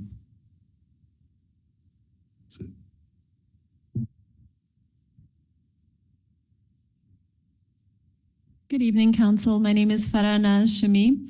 I work at Catholic Charities in Trenton. I have been serving the Trenton population for many, many years. I used to work at St. Francis, which is where I witnessed Trenton police murder someone on hospital property. I've been learning so many stories over the years about Trenton police. And even in this area, like just me coming here to voice my opinion and feelings, I was stopped by the security guard for no reason. I mean, there's just harassment at every level. On a professional level, with the clients I serve on my caseload, to the people that I serve in my community. I've been organizing with Resistencia for over a year now. We have witnessed collectively so many heartbreaking stories, so many families that are torn apart, children that don't have fathers anymore, mothers that are left without an income and suddenly have to try to pay their rent somehow. I mean, it's just tragic. The very least that we could have, from any of you in power is just to make sure that Trenton Police is not complicit. I think this is just bare minimum that we're asking for. And it's sad that we have to come here again and again, and we've waited hours just to be even able to tell you all this. It really shouldn't have to be a thing again. I mean, I can go ahead and read more people's, day of their birth and the date of their arrest and the fact that there was no conviction, the fact that these charges were just pending and there was no due process. But I think you all get the point. We're all trying to share various different people's information on a very, very long list that even if we all kept going, it would still not be enough time to let you all know the exact amount of people that have been detained, the exact amount of people that have been deported, ripped apart from their families. There's just not even enough time to try to capture all of that information. But we're trying. We're showing up here. We keep coming here. We're gonna keep coming here. We wanna see change. Whenever we see ICE, we see Trenton Police. Why is that? You say that there's no complicity, that they are separate entities, but for us, they're one and the same. They call their guys up. I was with Asma when she was arrested. I was there when we were trying to alert community members of their rights, just to tell them, hey, you have the right to remain silent. You don't have to speak to them. They thought that we were such a threat that they called Trenton Police. I was almost arrested myself just for trying to keep our community safe, just for telling people you don't have to open the door, you have the right to remain silent. This is really just basic information. Like, we're not even doing anything really that radical. We're just telling people these are your rights, which is something that you all could be helping us with as well. Letting community members know, letting the population of Mercer County know what their rights are. Madam President, those are all the individuals I have listed for public comment at this time. Madam President, it's my understanding that Director Wilson would like to speak, if that's your wish. Okay, that's fine. Yes, please, Director Wilson. Before you speak, Director Wilson, I just want to be clear that there is no ordinance before us tonight. There's still not an ordinance. There have been several meetings, emails back and forth. A couple of my colleagues have been included, as well as our legal counsel, the law director, and the police director have been in meetings, and we have gone back and forth with a draft ordinance that we are looking to put forward with all the information that was mutually discussed. So when those revisions are done, we will continue to go back and forth in order to put this up, but there is no ordinance tonight or resolution for the record. Director Wilson. Director Wilson, Steve Wilson, Trenton Police Director. Liar. Well, let me start by saying I don't live at 1742 South Clinton Avenue. The Trenton Police Department does not collaborate with ICE. This document, made in a university on the West Coast, not one name was given to you. Not one thought about how The cooperating facility is Trenton Police Department. How did we cooperate? You see all these names on here? This is like hundreds of names. Not one video of Trenton Police Department transporting, not one video of somebody in the Trenton Police Department and ICE coming there and taking them. We don't cooperate with ICE. We don't do that. Excuse me. No, we're not doing that. Sorry. Please be respectful. Everybody was respectful when everybody spoke. Please be respectful. Thank you. They say that they were locked up without warrants. Whose charges are they talking about? Warrants? Are they talking about federal charges? Are they talking about municipal state charges that Trenton police officer would charge? Detainers. We don't deal with detainers. If we lock up somebody and their charges and the protocol is that they go to the county workhouse, detainers go there from ICE. They don't come to us. And the county deals with that. We don't deal with that.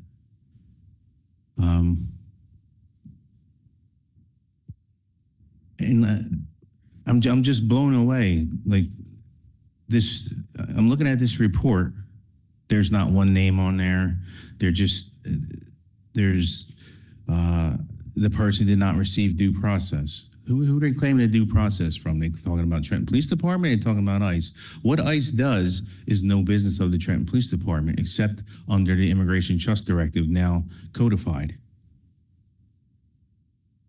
The governor came out with 3 bills that strictly says that what we can and cannot do. The governor had a press release about her new portal. In that press release, she said, take pictures, take videos, do so from a safe distance and don't interfere. Now I'm paraphrasing, but that's what she said. I watched that very carefully. Every time I saw that broadcast, I watched it. We had a recent incident here where a Homeland Security law enforcement officer was surrounded by the resistance. Yes, that person called the police. He was in his vehicle by himself. No one else was around, but resistance got called out, and they are rapid responders, and they responded rapidly, and they blocked them in with their cars. What does that remind you of? Minneapolis, and what happened there? He called the police. We had to respond. When people call the police, no matter who they are, the Trenton police must respond by virtue of their job. They filmed themselves chasing this guy around the city like they were cops and this guy was a robber. They filmed themselves violating motor vehicle rules. Now, should I go have my officers look at the video and write them tickets? You heard it, proudly they did that. They broke the law, proudly. Excuse me. I'm sorry. Please, no outbursts. Respectful, please. Thank And you. then at the end of the video that they posted, well, the only reason Trenton Police came out here is because they called them. Yes, we have to come out when people call the police. On that day, there was a 7,000 person Jewish event at the Cure Arena. Homeland Security was here, the Joint Terrorism Task Force was here, specialists from the state police were here, and there's extra Trenton police here for that event. Now, I have no control over the federal government. They don't tell me exactly what they do. ICE certainly doesn't tell me what they do here. We have joint operations with ATF, with FBI, with DEA. We no longer have operations with ICE. And I can't say it plain enough. Now, as far as Lamberton Street, what was reported to you by the resistance was only half of what happened. That was a child welfare issue. The mother that was detained claimed that her 6-year-old child was locked in a house by herself. I'm sorry. No, we're not doing this. Mr. Garcia, can you please review rules of decorum for council? Yes, Madam President, which rules of quorum, if you're interested, at this time, while Mr. Director Wilson is addressing individuals here, we do not have outbursts. And I will add that there were no outbursts during public comment. So we would appreciate that there are no outbursts or no heckling or no other comments made while Director Wilson is addressing. Well, we will ask Council. that persons be removed. Thank you. Please continue, Director. So the mother who was being detained claimed that her child was locked in the house. So we had to respond to that child welfare. We also contacted DCP&P because that's what we have to do in cases like this. The Trenton police officer made a forceful entry in there with regard to responding to the child welfare. When the officer went through the window, discovered that there was 4 adults in the house who were running around, so the officer called for help because there was 4 adults in there running around, and the mother had said that the child was in there alone. That makes for a dangerous situation for a police officer. He called for help, and the cops that were outside responded, and so did some of the ICE members. They ran in that house because an officer was calling for help. Now, the person that the children were turned over to was vetted by DCP&P and they were turned over to a family member. And the police department left. Those adults that were in the house, they didn't get arrested. And from what I'm told, and I don't know for sure, that they were undocumented as well, but ICE only took the person that they had to detain her for at that time. That's the whole story. That's not the story that you all got. And as far as Baird Street, perimeter control, traffic control, and crowd control is what the police department does. We have to protect everybody. You've seen it on TV with these big protests with ICE, cars driving through the crowd, hitting people. I can't have that here. I have to protect everybody. I have to protect everybody who sets foot in this city. That's the job of the police department. And some may think it's distasteful, and some may think we're collaborating with ICE, but that's just an opinion. I deal in facts, I deal in the law.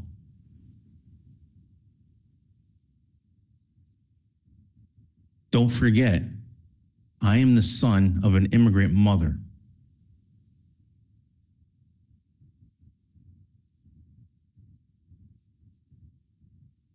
Don't let yourselves be triggered by, oh, the black and brown people. I know where I work. I've been working here for 30 years. This is a majority minority city. I know where I work. I made a career at helping make the city safer. That's why I came back as the director, and I jumped at the chance to do it. I'll not have people lying on the police department or trying to miscue the facts and make us look like the bad guy. We are not. And as far as guns off the street, I suggest some people look at our city stat report. You all get it.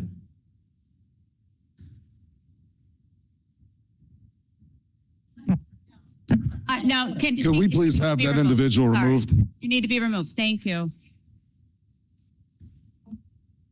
Everybody has been respectfully listening to everybody this evening. Thank you.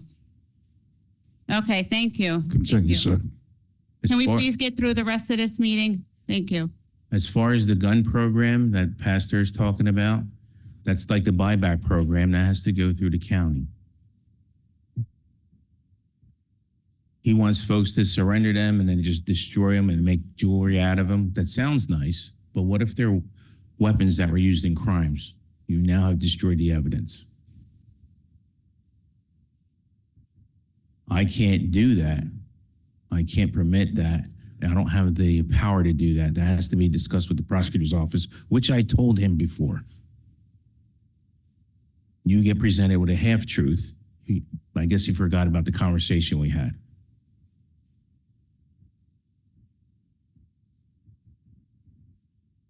I don't want any of you to ever think that we are out here helping ICE.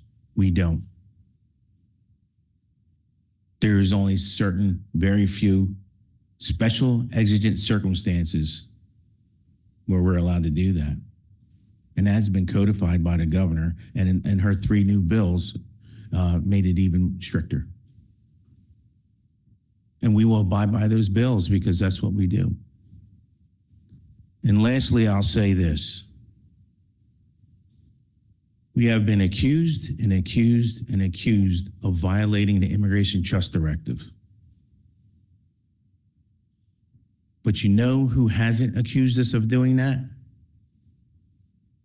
The New Jersey Attorney General. The top cop in the state who makes sure that law enforcement in the state of New Jersey doesn't violate that directive. They haven't said we've done it. And they reviewed Barrett Street.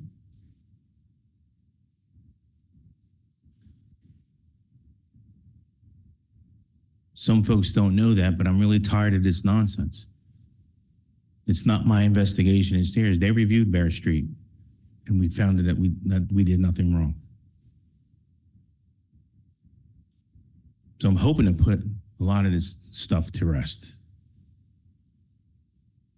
And at the behest of Mr. Cherry, I'm trying to really keep it together without screaming and yelling, but this is very upsetting to me because I don't want you all to lose trust in the police department. I don't want the citizens to lose trust in the police department.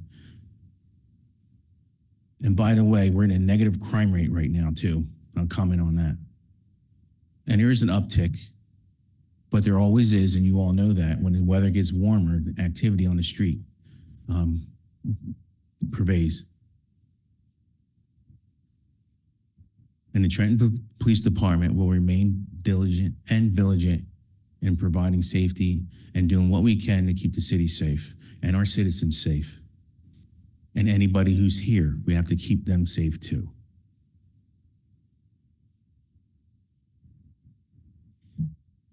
So on that note, that's all I have to say.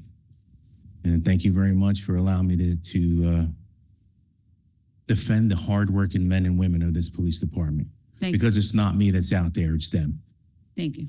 Thank you, Director. Before we proceed, I just want to say, it's not often that we have to ask for somebody to be removed from chambers, but we just ask for respect across the board. Mutually, if we allow somebody to speak or multiple persons to speak, we should allow everybody to speak. And that's what that was for. That's all. You know, we hear, but just the same as we listen to everybody who spoke tonight, we also need to listen to what our director is saying as well. So that was no disrespect to anybody in the room, but just a level of decorum that we asked for. Thank you. At this time, Mr. Garcia, I would like, in solidarity with the public tonight, I would like to ask my council colleagues if they'd be willing to reduce their civic comment to 3 minutes tonight. So move. Second. Second. Thank you. Roll call, Councilwoman Edwards, Yes. Councilwoman Feliciano, Councilwoman Frisbee, Yes. Councilwoman Gonzalez, Yes. Vice President Williams, Yes. Council President Figueroa Kettenberg. Yes. Motion carried. Thank you. So with that, Councilwoman Edwards. Thank you. I don't have much to say. I sympathize with Resistencia and I stand with them in solidarity in following the guidelines of our federal and state laws and just holding them to the letter of those laws. Moving on, there was an incident yesterday with tenants in Kingsbury Towers that was addressed rather quickly. So I just wanted to give a quick shout out to Kingsbury Property Management Company and the owners for interceding and addressing the needs of the residents' concerns pretty swiftly. I was able to confirm that irregardless of what made it to social media, that they were being addressed even prior to the social media post. Kingsbury is not under the jurisdiction of City Council. However, we are here, to liaison as needed when there is lack of response from the property management company or the administration. But the proper protocols is to contact the property management company and then contact the city inspections department if they are not responsive to the needs of the tenants. And that's all I have. My heart is also with those that have, been victims of gun violence lately. And I'm hoping that people will stop this senseless violence and that we will have peace in our streets this summer. Thank you and have a good night. That's all I have. Thank you, Councilwoman. Councilwoman Frisbee. Thank you, Council President. I just want to first start off with saying I sympathize with anyone and all the families that are going through challenges. But anyone whose loved ones, neighbors have been taken or detained falsely, my heart goes out to you, and I'm absolutely standing in solidarity with you. As a city council member, I do want to say that someone said we need to do something. Well, most of us have done something, and I will say one of the things I have done is posted on social media the rights in both English, Spanish, and in Creole. I've also passed them out. I've also gone to different organizations and locations, and my colleagues have done. Many of them have done the same and more, and we have shown up as well. So I'm saying that. Someone also made mention about our colleague not being here during public comment. You don't know his situation, so please don't judge. The other thing I want to say is I'm grateful for everybody that came out. I'm glad that everybody comes out. Everybody has opinions, but we do have to be respectful of one another. That I don't care for outbursts. I just think it's disrespectful when someone is speaking and they gave you the respect of listening to you. You should also give them the same respect. On that, I'm going to say that this Saturday, we have what is called Tinker and STEM Lab. It is going to be at 471 Parkway Avenue in the city of Trenton. It is robotics and engineering and science that is going to be held, not just for children, but for everyone. There'll be giveaways and all kinds of great experiences. Time is from 12 p.m. to 3 p.m. Again, that is this Saturday, April 25th, from 12 p.m. to 3 p.m. And again, it's going to be on May 23rd, and that's at 471 Parkway Avenue. Also, we're Orange, where I happen to be the Mercer County lead for Moms Demand Action for Gun Sense in America. I have been a part of them for over 9 years, and I advocate for gun safety on a daily basis. I speak, I sit before legislators. I have been to council, whether to Washington, D.C. and Vinton. I've sat and I have spoke before our President Joe Biden. I do my work, and I continue to do that, and will continue to do so. But on Saturday, June 6th, we invite you to come out to Catwalter Park between 10 a.m. and 12 p.m., where we are doing what we call Party in Orange, but it is our largest event where we lock hands and put love around those families who have been impacted by gun violence. For those who attend my West Ward Community Conversation, instead of it being on May 14th, we're going to move it to May 15th because our mayor is having his State of the City on that day, and I would want to be present for. So I will be sending out my flyer with that update on there. And I think that is about it. Oh, Kingsbury. Is that my 3 times? That's my 3 times in Kingsbury. I'm glad that we got things in order as rapidly as we did. Thank you. Thank you, Councilwoman. I'm just going to go out of order. I'm sorry. I'm just going to go ahead and do mine real quick. Again, the Resistance people, thank you for coming tonight and for expressing your concerns.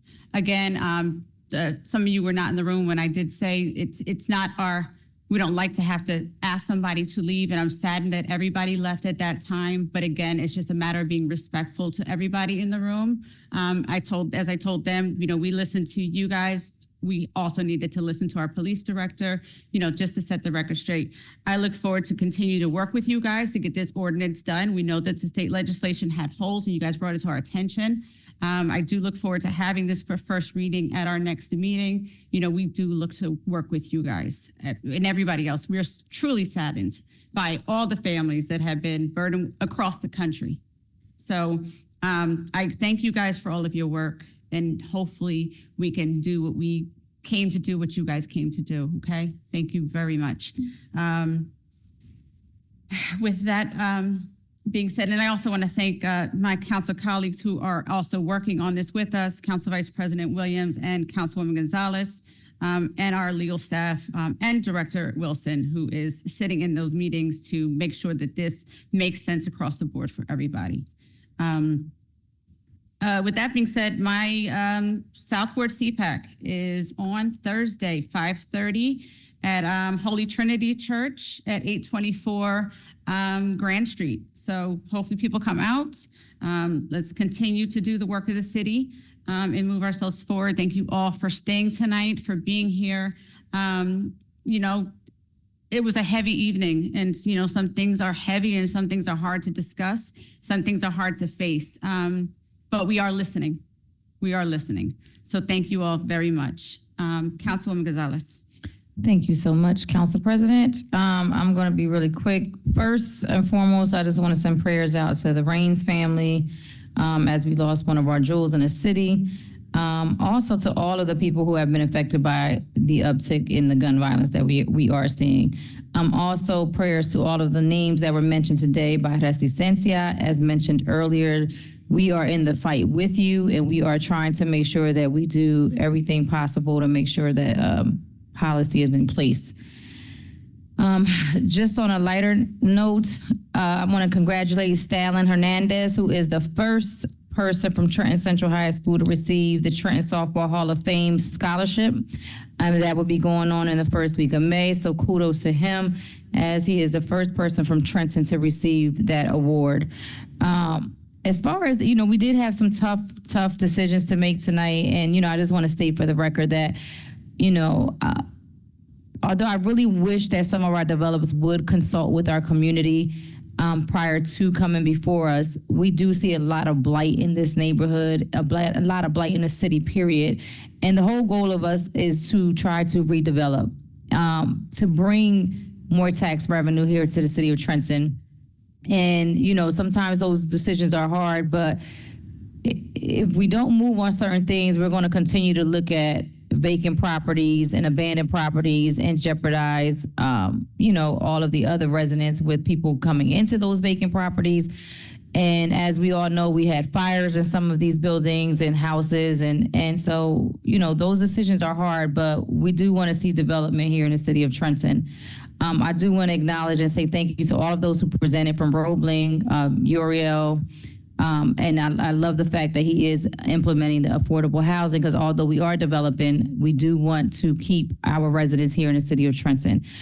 So with that, I just want to say thank you to everyone for being here this evening. There were some announcements. I can't find them real quick. There's a yoga that's happening April 23rd at 6 p.m., 219 East Hanover Street. And I think that's all for tonight. Thank you so much. Thank you, Councilwoman. Council Vice President Williams. Thank you, ma'am. Thank you for everybody who stayed and everyone who's watching on internet. I had a couple questions for fire department, police department, but given the time, I will send those through administration to you guys.